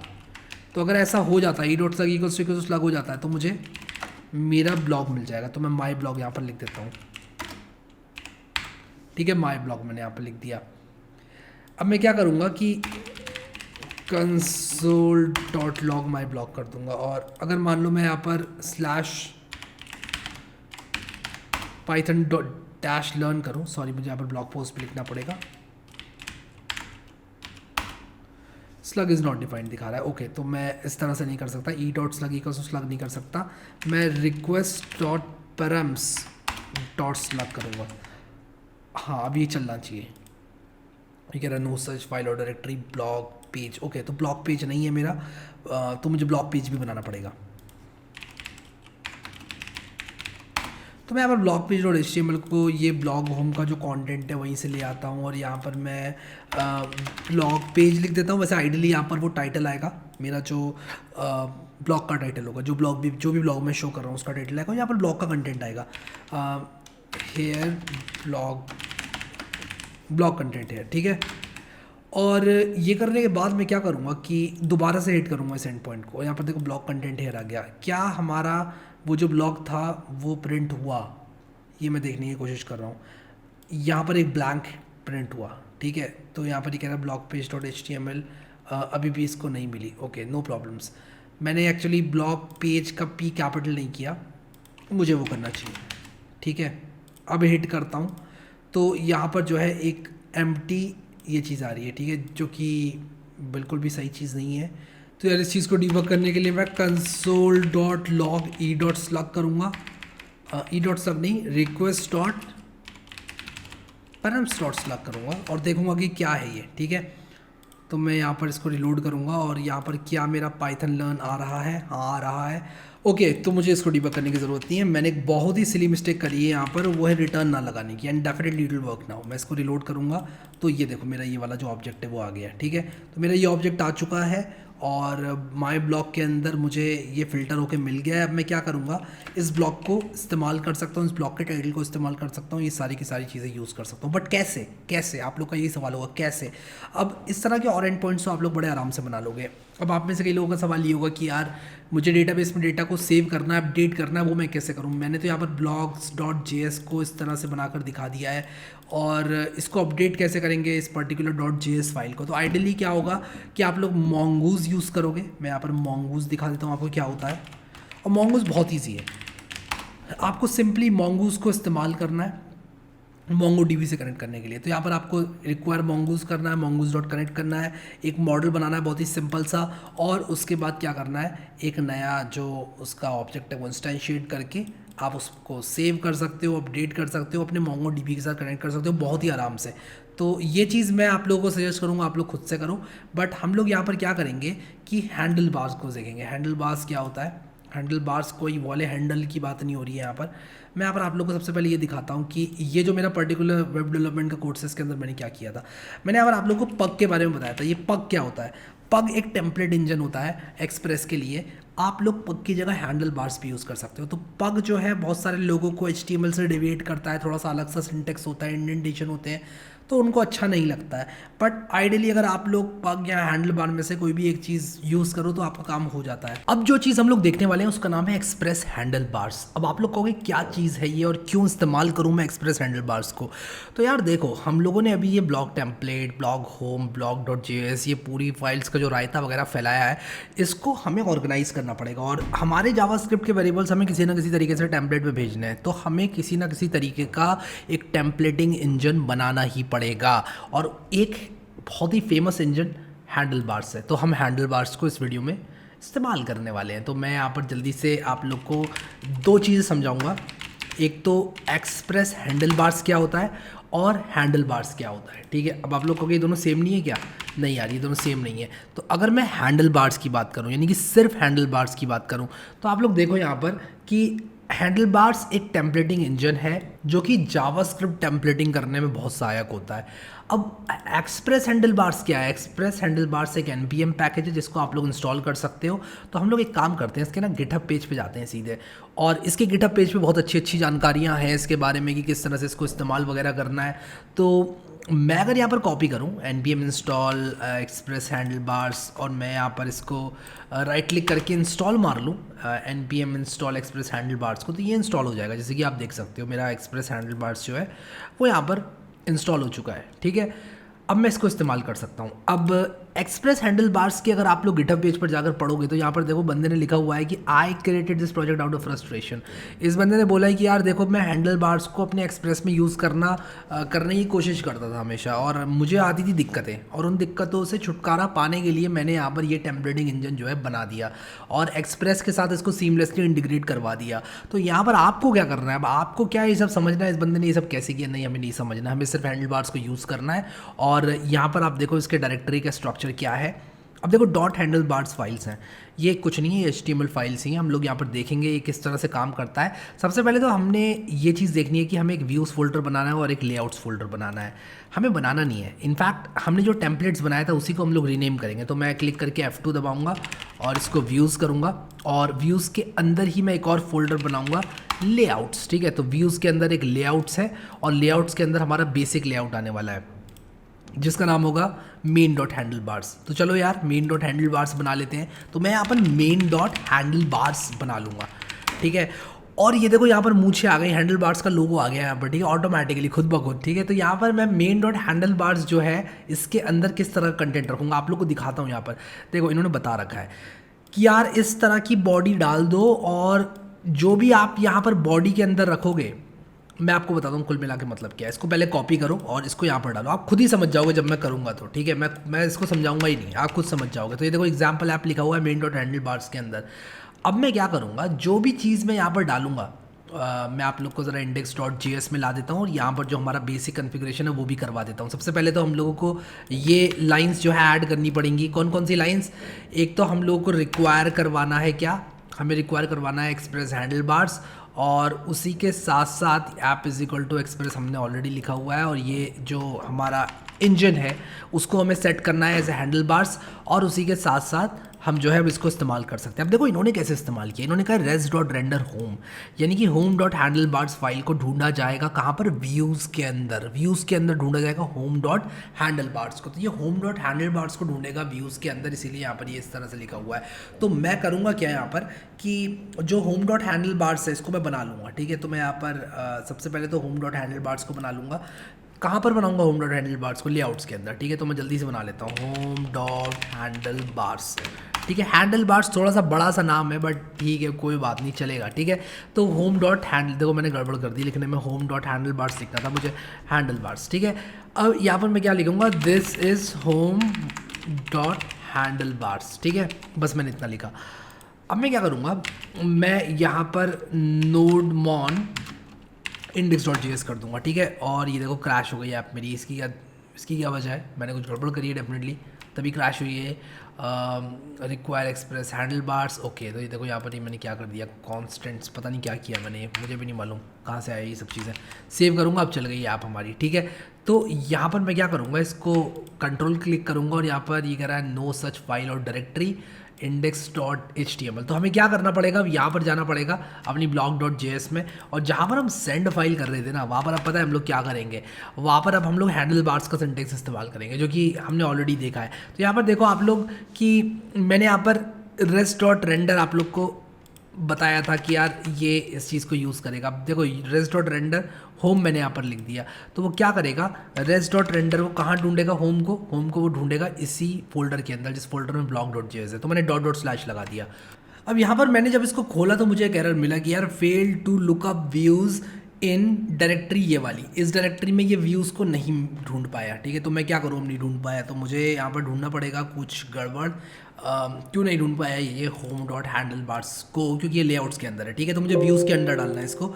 आप लोग अगर यहाँ पर देखो मैंने लेआउट्स के अंदर मेन डॉट हैंडल बार डाला है और होम डॉट हैंडल बार्स यहाँ पर डाला है। ठीक है, तो वापस से अपने नोड मॉन को हम लोग स्टार्ट करेंगे index.js और इसके बाद रिलोड करेंगे, और यहाँ पर देखो this is home dot handle bars. इसका मतलब हम हैंडल बार्स को यूज़ कर पा रहे हैं, और इसका मतलब ये हुआ कि हम लोग हैंडल बार्स के अंदर वेरिएबल्स भी डाल सकते हैं। अब तो हम लोग क्या करेंगे कि ये सब कुछ बंद करेंगे, और ये जो गिटअप पे हैंडल बार्स वाला ये पेज है इसमें हम लोग ये देखेंगे कि क्या हमारी जो मेन डॉट हैंडल बार्स है इसका व्यू पेज सोर्स अगर मैं करूं तो आप लोग देखो ये जो मुखड़ा है, यानी कि ये जो टेम्पलेट है ये तो यहाँ से आ रही है, कहाँ से, मेन डॉट हैंडल बार्स से, और बॉडी की जगह पर ये रख दिया जा रहा है जो होम डॉट हैंडल बार्स के अंदर है। सिर्फ ये रेंडर नहीं हो रहा है, देखो ये के बीच में ये रेंडर हो जा रहा है। इसका मतलब मैं यहाँ पर बॉडी जब लिख रहा हूँ तब मैं कुल मिलाकर ये कह रहा हूँ कि इसके अंदर डाल दो जो भी होम डॉट हैंडल बार्स के अंदर हो। ठीक है, तो ये यहाँ पर डाल देगा मेन डॉट हैंडल बार्स के अंदर। I hope this is clear, आप लोग को ये चीज़ तो क्लियर हो गई होगी अब तक। ठीक है, अब हम क्या करेंगे कि हमने मेन डॉट हैंडल बार्स तो बना लिया, ये तो हमारा जो टेम्पलेट है वो है। अब मैं आपको एक बात और बताता हूँ, बहुत सारे लोग मुझसे ये बोलेंगे कि यार ये ब्लॉग अच्छा नहीं दिख रहा है, तो मैं जल्दी से, ताकि ये ब्लॉग अच्छा लगे, getbootstrap.com पर जाऊँगा। मैं सिर्फ आधा अधूरा बनाकर अगर छोड़ूंगा, वैसे तो मैंने आप लोगों को जो कोर कॉन्सेप्ट है एक्सप्रेस के वो बता दिए हैं, बट उसके बावजूद भी कुछ लोग मुझसे आकर ये बोल सकते हैं कि यार आपने जो ब्लॉग बनाया वो खूबसूरत नहीं दिख रहा है। ठीक है, खूबसूरत, ओके, खूबसूरत भी दिखेगा, कोई ऐसी बात नहीं है। तो हम क्या करेंगे कि जो बॉडी है इसको डाल देंगे यहाँ पर, जहाँ पर इसका हेलो वर्ड होता है। मुझे हेलो वर्ड नहीं चाहिए, मुझे यहाँ पर ये बॉडी चाहिए। अब यहाँ पर मैं बूटस्ट्रैप को यूज़ कर सकता हूँ। अगर आपको नहीं मालूम बूटस्ट्रैप क्या होता है तो फॉलो करो। मैंने यहाँ पर बॉडी के अंदर ये बॉडी डाल दिया और मेन डॉट हैंडल बार्स को मैं बंद कर दूंगा। ठीक है, होम डॉट हैंडल बार्स के अंदर अब मैं बूटस्ट्रैप लिख सकता हूँ। सबसे पहली बात, मैं मेन डॉट हैंडल बार्स के अंदर एक चीज़ और डालूंगा। क्या डालूंगा? मैं नैव बार डालूंगा, मेरा नेविगेशन बार, वो मैं बॉडी से पहले डालूंगा। यानी कि जो भी कंटेंट मैं यहाँ पर रिप्लेस करूँगा, मैं यहाँ पर डालूंगा एक नेविगेशन बार। अब ये नेविगेशन बार कहाँ से लाऊं मैं? यार बूटस्ट्रैप वाले खुद बांटते हैं नेविगेशन बार, वो भी फ्री बांटते हैं अपनी वेबसाइट पर। कॉपी कर लो इस नेविगेशन बार को और यहाँ पर इसको कर लो पेस्ट, क्योंकि ये है फ्री। और अब अगर आप लोग आओगे अपनी ऐप में और रिलोड करोगे उसको, तो ये देखो नेविगेशन बार यहाँ पर आ गया। ठीक है, ये HTML की बेसिक्स है। अगर यहाँ किसी को दिक्कत होती है तो मैं कहूँगा यार मेरा वेब डेवलपमेंट का कोर्स उठा लो। ठीक है, कौन सा उठाओगे कोर्स? ये वाला कोर्स उठा लेना। कौन सा? अरे ये वाला, ये 103 वीडियो वाला। तो ये ज़रूर उठा लेना कोर्स। इसमें मैंने बहुत अच्छे से, बहुत मेहनत डाल के बनाया है यार। आपको सोर्स कोड दिया है, फिर उसके बाद मैंने लिंक दिया हुआ है सोर्स कोड का भी, फिर उसके बाद नोट्स भी लिखे हुए हैं सब। तो मुझे नहीं लगता कोई दिक्कत होगी यार आप लोगों को। ठीक है, तो ये यहाँ पर अब हम क्या करेंगे कि ये नैव बार, होम, लिंक, ड्रॉप डाउन, ये सब चीज़ों को आप चेंज कर लेना। फॉर एग्जांपल मान लो आपके ब्लॉग का नाम है खतरनाक। ठीक है, मान लो आपके ब्लॉग का नाम खतरनाक तो नहीं होगा यार, कुछ अच्छा सा नाम रख देता हूँ। मान लो कोडिंग थंडर है। कोडिंग थंडर किसी को याद हो तो बताओ। हमने फ्लास्क के बहुत पुराने ट्यूटोरियल्स में कोडिंग थंडर नाम का एक ब्लॉग बनाया था। तो मान लो कोडिंग थंडर है किसी का। ठीक है, और रिलोड किया मैंने, देखो कोडिंग थंडर यहाँ पर आ गया, कोडिंग थंडर यहाँ पर आ गया। होम, अबाउट, जितने मन चाहे पेज बनाओ। ठीक है, मैं 2 बनाऊंगा बस एंड पॉइंट्स यहाँ पर। एक तो होम बना लूँगा जो कि बना हुआ है ऑलरेडी, और एक ब्लॉग बना लूँगा। आप लोग कॉन्टैक्ट वगैरह भी बना लेना। आप लोग हो सके तो मोंगोज भी देख लेना कैसे इंस्टॉल करते हैं। मोंगो डीबी का ट्यूटोरियल मैंने आप लोगों के लिए डाल रखा है ऑलरेडी। तो सब कुछ जो है अवेलेबल है, सब उपलब्ध है। आपको बस देखना है वीडियो को और इम्प्लीमेंट करना है। ये सर्च बार में ऐसे ही रहने दूंगा, ये फंक्शनल नहीं है, इसको फंक्शनल भी बना सकते हो आप लोग, कोई दिक्कत वाली बात नहीं है। ठीक है, आराम से बन जाएगा फंक्शनल। मैं चाहता हूँ ब्लॉग पर कोई क्लिक करे तो सीधे ब्लॉग वाले पेज पर जाए, तो मैं /blog कर दूंगा इस तरह से /blog। ठीक है, तो मैं ये चाहता हूँ कि यार कोई भी अगर यहाँ पर मेरे इस वाले एंड पॉइंट पर आए, मैं blog.js को यहाँ लेकर आता हूँ, कोई भी यहाँ पर आए तो मेरी ये जो होम वाली फाइल है वो रेंडर हो, जो कि हो भी रही है। ठीक है, कोई भी /blog पर आए, अगर कोई भी /blog पर आए तो मैं चाहता हूँ कि कौन सी फाइल रेंडर हो? मेरी ब्लॉग होम रेंडर हो। तो मैं blog home dot handle bar से बना लूँगा और वो फाइल रेंडर होगी। तो मैं जल्दी से ब्लॉग होम बना लूँगा, यहाँ पर blog home dot handle bars बनाऊँगा। ठीक है, और H कैपिटल। ठीक है, जो कि मैं पहले भी भूल गया था, अब नहीं भूलूंगा। ठीक है, blog home dot handle bars के अंदर मैं ये चीज़, ये किसी काम की नहीं है टेम्पलेट, इसको बंद करते हैं। ब्लॉग पेज भी किसी काम की नहीं, मैंने कुछ डाला नहीं, क्योंकि blogs.js के अंदर ब्लॉग्स हैं हमारे। आइडियली हम लोग डेटाबेस यूज़ करेंगे, तो इसको भी बंद करता हूँ। मेन डॉट हैंडल बार्स के अंदर हमारी जो बेसिक टेम्पलेट है वो है, जिसके ऊपर सब कुछ बनेगा, यानी कि everything will be on top of main dot handle bars. ठीक है, तो यहाँ पर blog home dot handle bars के अंदर मैं किस तरह से अपने ब्लॉग्स को दिखाऊंगा। सबसे पहले आप लोग को यहाँ पर ये दिखा देता हूँ कि आप लोग किस तरह से यहाँ पर हैंडल बार्स को यूज़ कर सकते हो। तो हैंडल बार्स, एक मिनट में आप लोग को दिखाता हूँ कि कैसे आप लोग हेल्पर्स का इस्तेमाल कर सकते हो हैंडल बार्स में। तो एक ईच हेल्पर होता है, इफ़ हेल्पर होता है। तो बिल्कुल प्रोग्रामिंग लैंग्वेज की तरह आप लोग जो है टेम्पलेट में लिख सकते हो, इफ एल्स लिख सकते हो। बहुत ही स्ट्रेट फॉरवर्ड है ये सब चीज़ें। लेकिन मैं यहाँ पर जल्दी से ईच पर जाऊँगा और ईच के बारे में आप लोगों को बताऊँगा। ईच के बारे में क्यों बताऊँगा? ईच जो है यहाँ पर काम आने वाला है। तो Ctrl+F करके ईच यहाँ पर है, ईच देखो, क्लिक किया इस पर, ये आ गया। तो मैं बेसिकली क्या करूँगा, इस ईच का इस्तेमाल किस तरह से करूँगा? तो ये देखो, यहाँ पर मैं बैक करूँगा। मैं सिंपली इसको कॉपी करना चाहता हूँ अभी के लिए। कोई बात नहीं, यहाँ से कॉपी कर लेंगे। एक्चुअली क्लिक करके खुल गया। तो यहाँ पर हम लोग क्या करेंगे, सारे के सारे ब्लॉक्स को हम लोग यहाँ पर आइटरेट करेंगे। अब यहाँ पर देखो, मैंने li दिस लिखा हुआ, मैं सिर्फ दिस लिखता हूँ। ठीक है, मैं चाहता हूँ कि सारे के सारे ब्लॉक्स मेरे आ रहे हैं कि नहीं आ रहे हैं। दिस डॉट टाइटल, और मैं डेफिनेटली उसका टाइटल और स्लग ही लेना चाहूँगा। तो मेरी जो blog.js है जिसके अंदर मैंने राउटर अपना बना रखा है, मैं क्या करूँगा कि इसके अंदर यहाँ पर इसको देना चाहता हूँ ब्लॉग्स, ठीक है। अब ब्लॉग्स क्या है ब्लॉग्स मेरा ये है, ठीक है, जो कि मैंने यहाँ पर एक blogs.js बनाई है, इसके अंदर सारे हमारे ब्लॉग्स हैं, ठीक है। तो हम क्या करेंगे, अब यहाँ पर जाएंगे और गिटहब में देखेंगे कि एक्सप्रेस हैंडल बार्स में किस तरह से हम लोग टेम्पलेट में वेरिएबल्स को भेज सकते हैं, ठीक है। तो टेम्पलेट में वेरिएबल्स को भेजना बहुत आसान है एक्सप्रेस हैंडल बार्स के अंदर। तो आप लोग यहाँ पर देखो, ये res.render में इन्होंने जो दूसरा पैरामीटर दिया है, एक ऑब्जेक्ट दिया है जिसमें इन्होंने बहुत सारी चीज़ें डाली हुई हैं। मैं यहाँ पर क्या करूँगा कि res.render blog home लिखूँगा, कॉमा लगाऊँगा और कुछ इस तरह से मैं लिखूँगा ब्लॉग्स और यहाँ पर लिख दूंगा ब्लॉग्स, ठीक है। तो मैं जब ऐसा करूँगा तो आप लोग देखो, मैं लोकल होस्ट 3000 आप लोगों को खोल के दिखाता हूँ और /blog नहीं, शायद /blog ही है, ठीक है। res.render blog home को हमने रेंडर किया, blog home.handlebars, और हमने क्या किया, ब्लॉग्स को पास कर दिया, ठीक है। तो यहाँ पर मैं क्या करूँगा, फॉर ईच ब्लॉग मैं this.title लिख रहा हूँ और ये कह रहा है blog home in views directory is not set. और यार मैंने फिर से वही गलती कर दी, मुझे व्यूज़ के अंदर बनाना है, लेआउट्स के अंदर नहीं बनाना है। तो मेरी जो हैंडल बार फाइल्स हैं वो मेरी व्यूज़ के अंदर आएंगी। तो मैं इसको यहाँ पर रीस्टार्ट करके रिलोड कर लेता हूँ और यहाँ पर देखो ये सारे के सारे टाइटल्स जो है वो मेरे पास आ गए, ठीक है। अब मैं इसको यहाँ पर डिस्प्ले करा सकता हूँ, किसी भी तरह से डिस्प्ले करा सकता हूँ, या तो मैं कुछ इस तरह से एक div.blog एक class is equal to blog दे दूंगा इसको, और उसी के साथ साथ मैं यहाँ पर h2 दे दूंगा और यहाँ पर दे दूंगा कुछ इस तरह से this.title। और this.title देने के बाद आप लोग यहाँ पर देखो कि ये कुछ इस तरह से दिखाई पड़ेगा। रिलोड करके दिखाता हूँ, देखो ये कुछ इस तरह से दिखाई पड़ेगा। अगर मैं इसी चीज़ को एक डिव के अंदर डाल दूँ तो ये अच्छी तरह से सेंटर भी हो जाएगा। तो ये बूटस्ट्रैप का पार्ट है, ठीक है। आप चाहो तो CSS भी लिख सकते हो अपनी। अब रिलोड करूँगा इसको, देखो ये यहाँ पर आ गया, तो ये सारे के सारे ब्लॉग्स हो जाएंगे हमारे।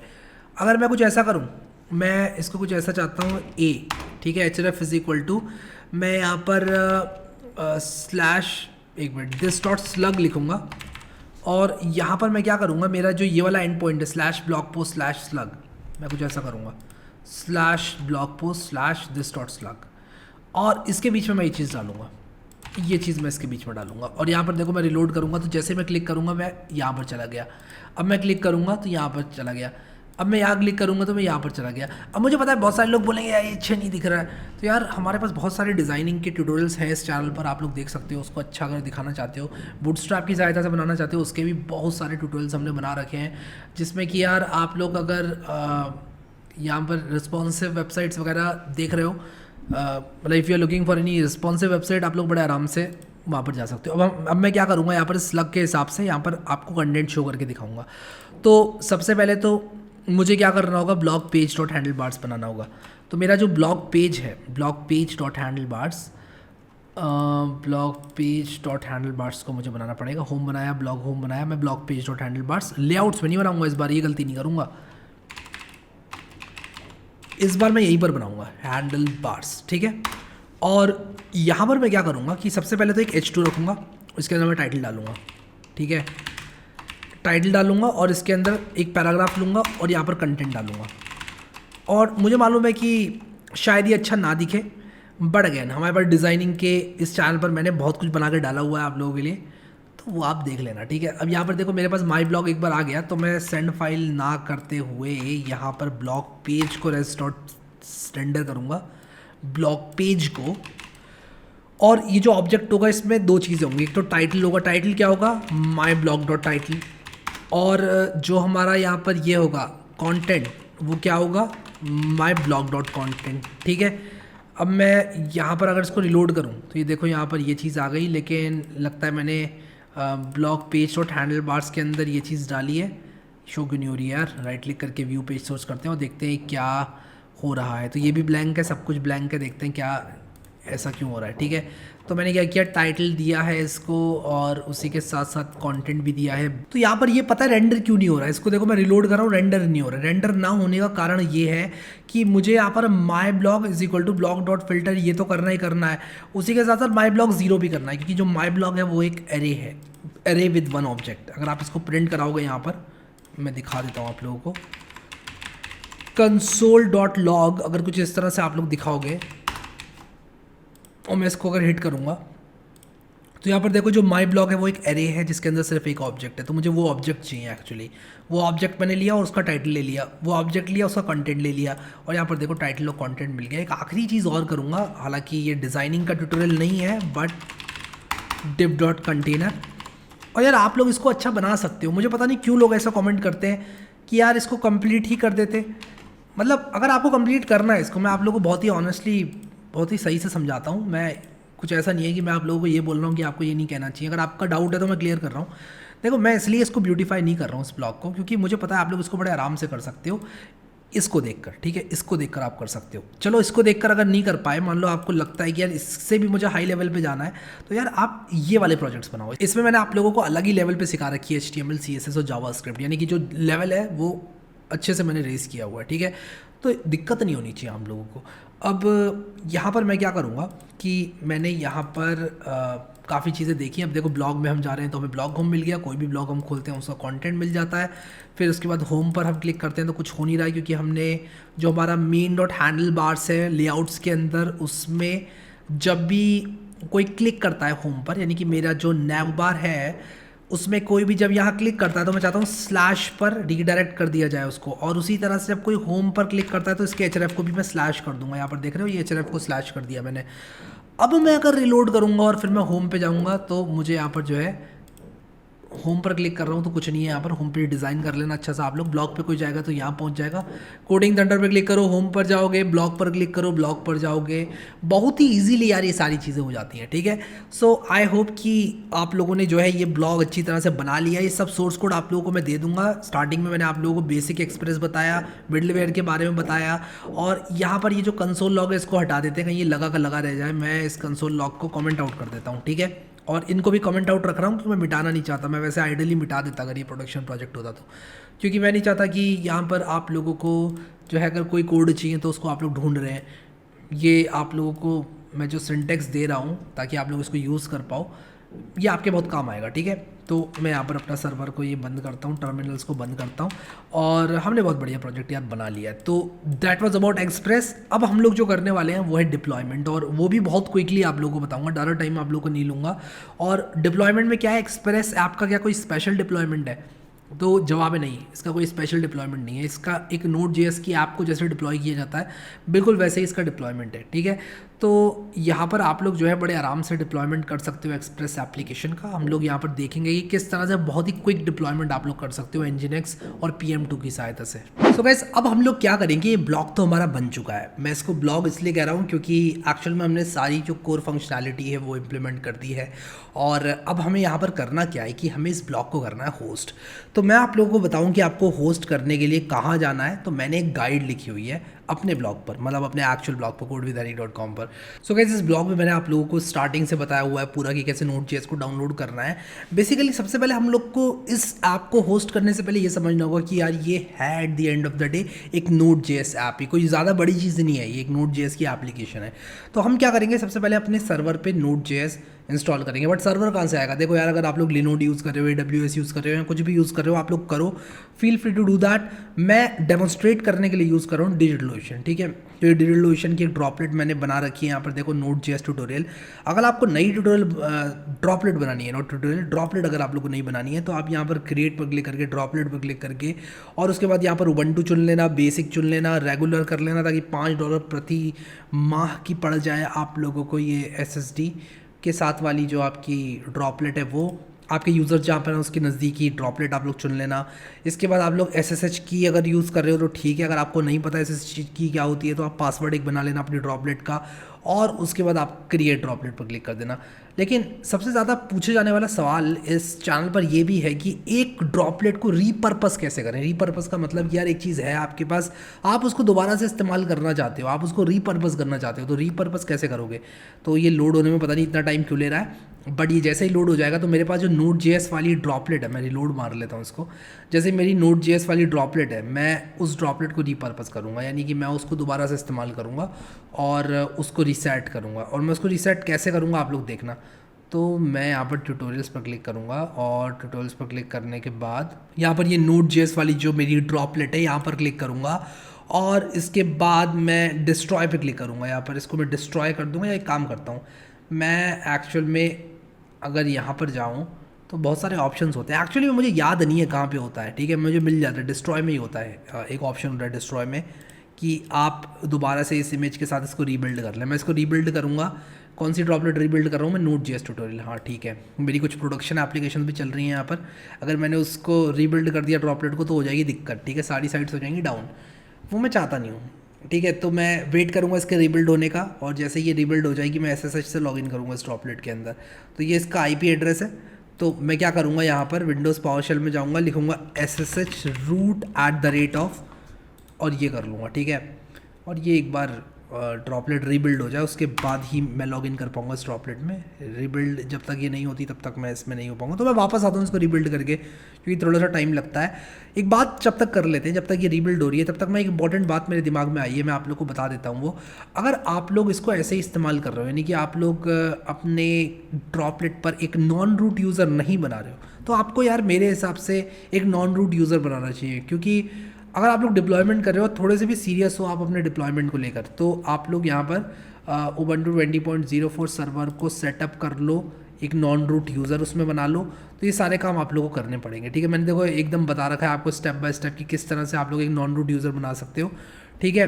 तो ये चीज़ आप लोग ज़रूर कर लेना। मेरी डिप्लॉयमेंट की सीरीज़ देख लेना अगर आप लोगों ने नहीं देखी है तो। मैं प्लेलिस्ट में आप लोग को दिखा देता हूँ कहाँ पर है मेरी डिप्लॉयमेंट की सीरीज़।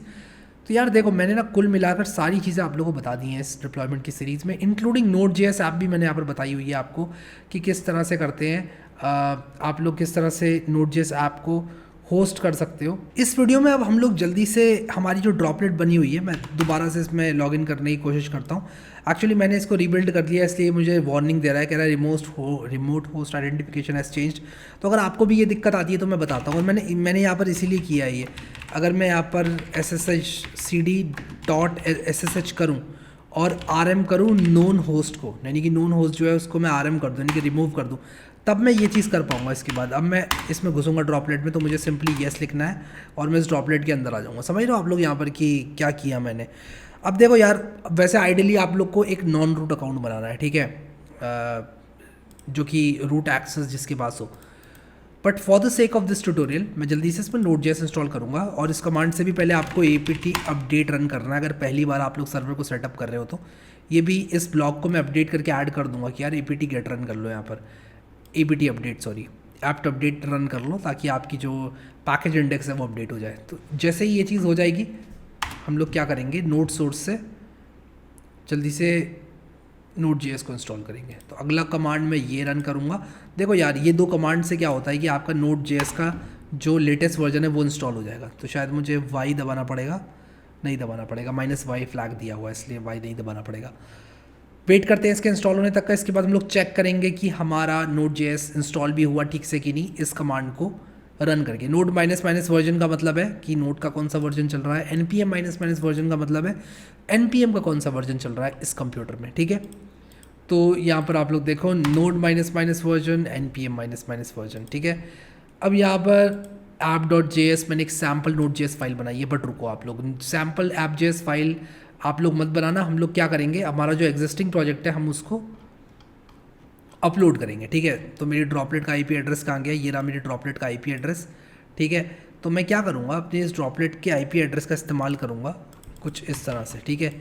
यूज़र नेम रूट डालूँगा और यहाँ पर पोर्ट 22 डालूँगा, क्विक कनेक्ट करूँगा, ओके करूँगा, और यहाँ पर ये लॉगिन हो जाएगा। अब अगर आपने पासवर्ड सेट किया हुआ है तो आप लोग यहाँ पर पासवर्ड डालना, ठीक है। और इनिशियली आप लोग पासवर्ड ही सेट करना अगर आपको नहीं पता ये चीज़ कैसे की जाती है, वरना आप लोग मेरी डिप्लॉयमेंट की सीरीज़ देख लेना। ऑलरेडी वीडियो बहुत लंबा हो रहा है, मैं इसको और छोटा और लंबा नहीं करना चाहता, ठीक है। /home पे हम लोग जाएंगे, एक नई डायरेक्टरी बनाएंगे जिसका नाम हम लोग रखेंगे नोड ऐप, ठीक है। और इस नोड ऐप डायरेक्टरी के अंदर इनफैक्ट मैं बिल्कुल जैसे मैंने यहाँ पर किया हुआ है मैं वही चीज़ करूँगा। यहाँ पर मैंने कहाँ रखी है अपनी नोड ऐप, मैंने अपनी नोड ऐप रखी हुई है PM2 मेरा कहाँ पर है, चलो ठीक है, जहाँ पर भी रखी है मैं भी इस चीज़ को छोड़ता हूँ और यहाँ पर मैं सारी की सारी फाइल्स अपलोड कर देता हूँ, ठीक है। अपडेट नहीं, अपलोड। नोड मॉड्यूल्स को छोड़कर, ऑब्वियसली नोड मॉड्यूल्स को अपलोड मत करना, नहीं तो सुबह हो जाएगी, अपलोड भी नहीं हो पाएंगी फाइल्स, ठीक है। नॉट बिकॉज उनका साइज़ बड़ा है, जस्ट बिकॉज की वो फाइल्स बहुत सारी होती हैं, ठीक है। देखो एक बार में मैंने यहाँ पर अपलोड कर दी। अब मैं अगर यहाँ पर ls लिखूँगा, cd/home पे जाऊँगा, ls लिखूँगा, मुझे फोल्डर मिल जाएगा नोड ऐप वाला। अब यहाँ पर देखो मैं क्या करूँगा, यहाँ पर data index dot J S, package log dot J, ये सब चीज़ें npm इंस्टॉल यहाँ पर कर दूंगा मैं, तो ये ऑटोमेटिकली मेरे इन फाइल्स को देखकर मेरा नोड मॉड्यूल्स कंस्ट्रक्ट कर देगा। अब ये चीज़ करने के बाद मैं क्या करूँगा, sudo npm i pm2-g करूँगा, ग्लोबली pm2 को इंस्टॉल कर लूँगा और उसके बाद pm2 से स्टार्ट कर दूँगा अपनी index.js को। यहाँ पर app.js था मेरे, अब लेकिन मैं index.js करूँगा। तो इसको हम लोग यहाँ पर pm2 को इंस्टॉल कर लेते हैं। pm2 क्या है, देखो यार कुल मिला के pm2 को हम एक प्रोसेस मैनेजर के तौर पर इस्तेमाल कर सकते हैं, एक Node.js का प्रोसेस मैनेजर है, ठीक है। बहुत ही सिंपल सी चीज़ है, ज़्यादा बड़ी रॉकेट साइंस नहीं है, ठीक है। तो ये जैसे ही इंस्टॉल हो जाएगा, मेरा अगला जो कमांड होगा वो होगा pm2 स्टार्ट index.js, ना कि app.js, index.js, क्योंकि मेरी index.js जो है वो एंट्री पॉइंट है इस पर्टिकुलर ऐप में। तो मैं यहाँ पर pm2 स्टार्ट index.js करूँगा और जैसे मैं pm2 स्टार्ट index.js करूँगा, ये देखो ये स्टार्ट हो गई। और इसके बाद मैं क्या करूँगा, चेक करूँगा कि क्या ये एक्चुअल में स्टार्ट भी हुई है कि नहीं हुई है। कौन से पोर्ट पर ये स्टार्ट होनी थी, 3000 पोर्ट पर इसको स्टार्ट होना था, index.js 3000। इसका मतलब ये हुआ कि अगर मैं इस IP पे जाऊँ और 3000 पोर्ट पर जाऊँ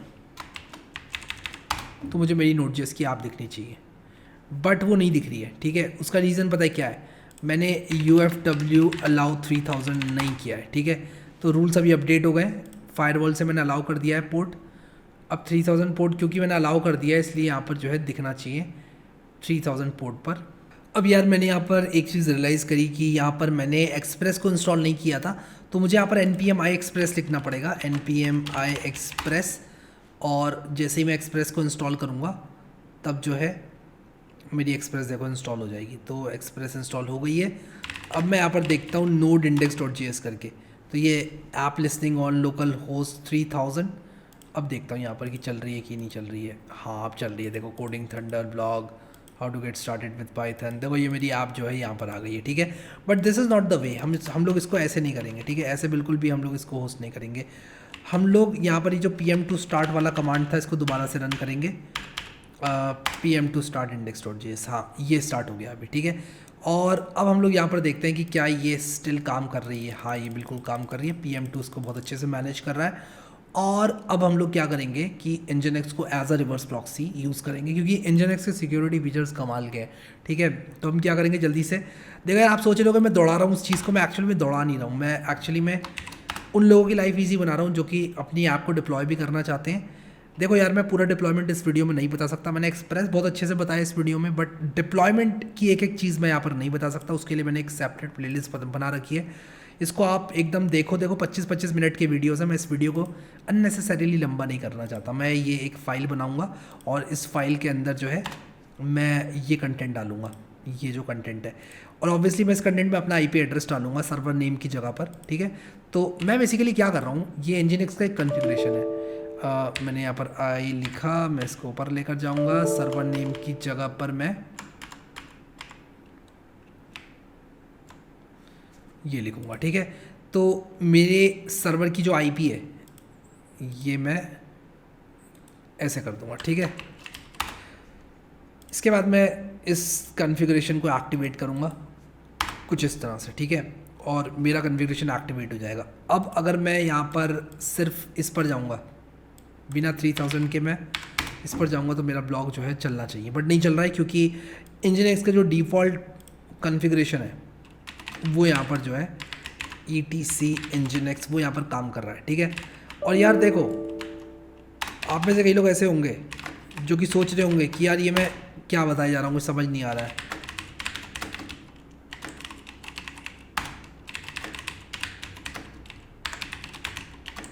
सॉरी nginx रीस्टार्ट करना था मुझे, मैंने pm2 रीस्टार्ट कर दिया गलती से, nginx रीस्टार्ट, ठीक है। तो nginx को रीस्टार्ट करेंगे और अब मैं इसको रिलोड करूँगा यहाँ पर, तो ये देखो कोडिंग थंडर आ गया मेरा ब्लॉग, ठीक है। This is the way to host this website. अब मैं जल्दी जल्दी बताता हूँ हमने क्या किया यहाँ पर, ठीक है। देखो यार सबसे पहले हमने क्या किया कि हमने कहा कि हम pm2 नाम के एक प्रोसेस मैनेजर को इस्तेमाल करेंगे। pm2 क्या करेगा, pm2 को क्यों हमने यूज़ किया, pm2 बड़े स्मार्टली मैनेज करता है मल्टीपल Node.js प्रोसेसेस को और आपके सर्वर पे डिप्लॉयमेंट को बड़ा इजी बना देता है। फॉर एग्जांपल अगर 3000 पोर्ट पे चल रही है मेरी ये एक एक्सप्रेस ऐप, तो मैं 3001 पर एक दूसरी एक्सप्रेस ऐप चला सकता हूँ, 3003 पर एक और एक्सप्रेस ऐप चला सकता हूँ, 3004 पर एक और एक्सप्रेस ऐप चला सकता हूँ, एंड सो ऑन, ठीक है। तो ये सब चीज़ें जो है मैं कर सकता हूँ। तो यार आप लोग सोच रहे होगे कि 3000 पोर्ट पर चल तो रही थी हमारी एप्लीकेशन इतने अच्छे से, Nginx को क्यों लाए हम बीच में? Nginx एक बहुत अच्छा रिवर्स प्रॉक्सी है। देखो Nginx बेसिकली क्या है, एक वेब सर्वर है, लेकिन इसको रिवर्स प्रॉक्सी सर्वर के तौर पर भी इस्तेमाल किया जा सकता है। रिवर्स प्रॉक्सी का मतलब क्या कि यार Nginx को मिलेगी रिक्वेस्ट और वो रीडायरेक्ट कर देगा कहाँ पर, लोकल होस्ट कोलन 3000 पर। हम Nginx के थ्रू क्यों पास करा रहे हैं अपनी रिक्वेस्ट को? क्योंकि Nginx में कुछ सिक्योरिटी फीचर्स होते हैं। फॉर एग्जाम्पल अगर कोई डीडॉस अटैक कर दे आपकी वेबसाइट पर, या फिर कोई लेटर से आपको स्टैटिक फाइल सर्व करनी है, तो आप Nginx को वो जिम्मेदारी सौंप सकते हो, और बाकी काम जो है आपकी एक्सप्रेस ऐप तो कर ही रही है। फिर उसके बाद अगर आप लोग लोड बैलेंसर के तौर पे यूज़ करना चाहते हो Nginx को, तो वो आप कर सकते हो। यहाँ पर आप लोड बैलेंसिंग कैसे करोगे? कर सकते हो ऑब्वियसली, Node.js में भी कर सकते हो लोड बैलेंसिंग, बट अगेन यार उतना दिमाग कौन लगाएगा? ठीक है, अगर आप जल्दी जल्दी करना चाहते हो, जब आप अपना प्रोडक्ट बना रहे हो, तो आप अपने बिजनेस को लेकर सीरियस होते हो, अपने काम को लेकर सीरियस होते हो, अपने प्रोजेक्ट को लेकर सीरियस होते हो, ना कि आप ये चीज़ खोजोगे कि कैसे Node.js में मैं अपना लोड बैलेंसर बना लूँ। दैट मेक सेंस, ठीक है? तो आप इस तरह से Nginx को as a reverse proxy use करते हो, एंड दैट्स अबाउट इट यार। इसके बाद आपका जो Nginx का कन्फिग्रेशन है वो आपने एक्टिवेट कर लिया, और ये ऐप आपकी चलेगी मस्त एकदम, ठीक है? अब इसी में अगर आप लोग अपडेट वगैरह करना चाहते हो, बिल्कुल आप जावास्क्रिप्ट यूज़ करके कर सकते हो।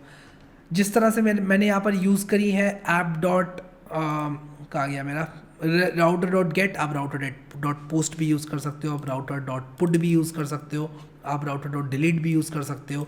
तो वो सारी चीज़ें आप लोग खुद से एक्सप्लोर करो, और आपको मज़ा आएगा एक्सप्लोर करने में। आई होप कि ये वीडियो आप लोगों के लिए बहुत ज़्यादा हेल्पफुल रहा। अगर आपको डिज़ाइनिंग वगैरह सीखनी है, तो ये डेवलपमेंट वाला कोर्स आप लोग ज़रूर एक्सेस करो। काफ़ी लोगों ने एक्सेस किया है, इनफैक्ट 12 मिलियन लोगों ने इसको एक्सेस किया है। और काफ़ी अच्छा लगता है यार कि मैं इतना यूज़फुल कोर्स बना पाया, कि यार इतना ज़्यादा यूज़फुल है लोगों के लिए। ज़रूर यार इसको मिस मत करो कोई भी यार, इसको ज़रूर देखो। सो गाइस आई होप कि आप लोगों ने इस वीडियो को पसंद किया। आप लोग एक्सप्रेस की सहायता से आप बहुत अच्छी अच्छी वेबसाइट्स बना सकते हैं। हम लोगों ने इस वीडियो में कई चीज़ों के बारे में बात करी। आई होप आपको टॉपिक सारे के सारे समझ में आए। अभी के लिए इस वीडियो में इतना ही guys. Thank you so much guys for watching this video, and I will see you next time.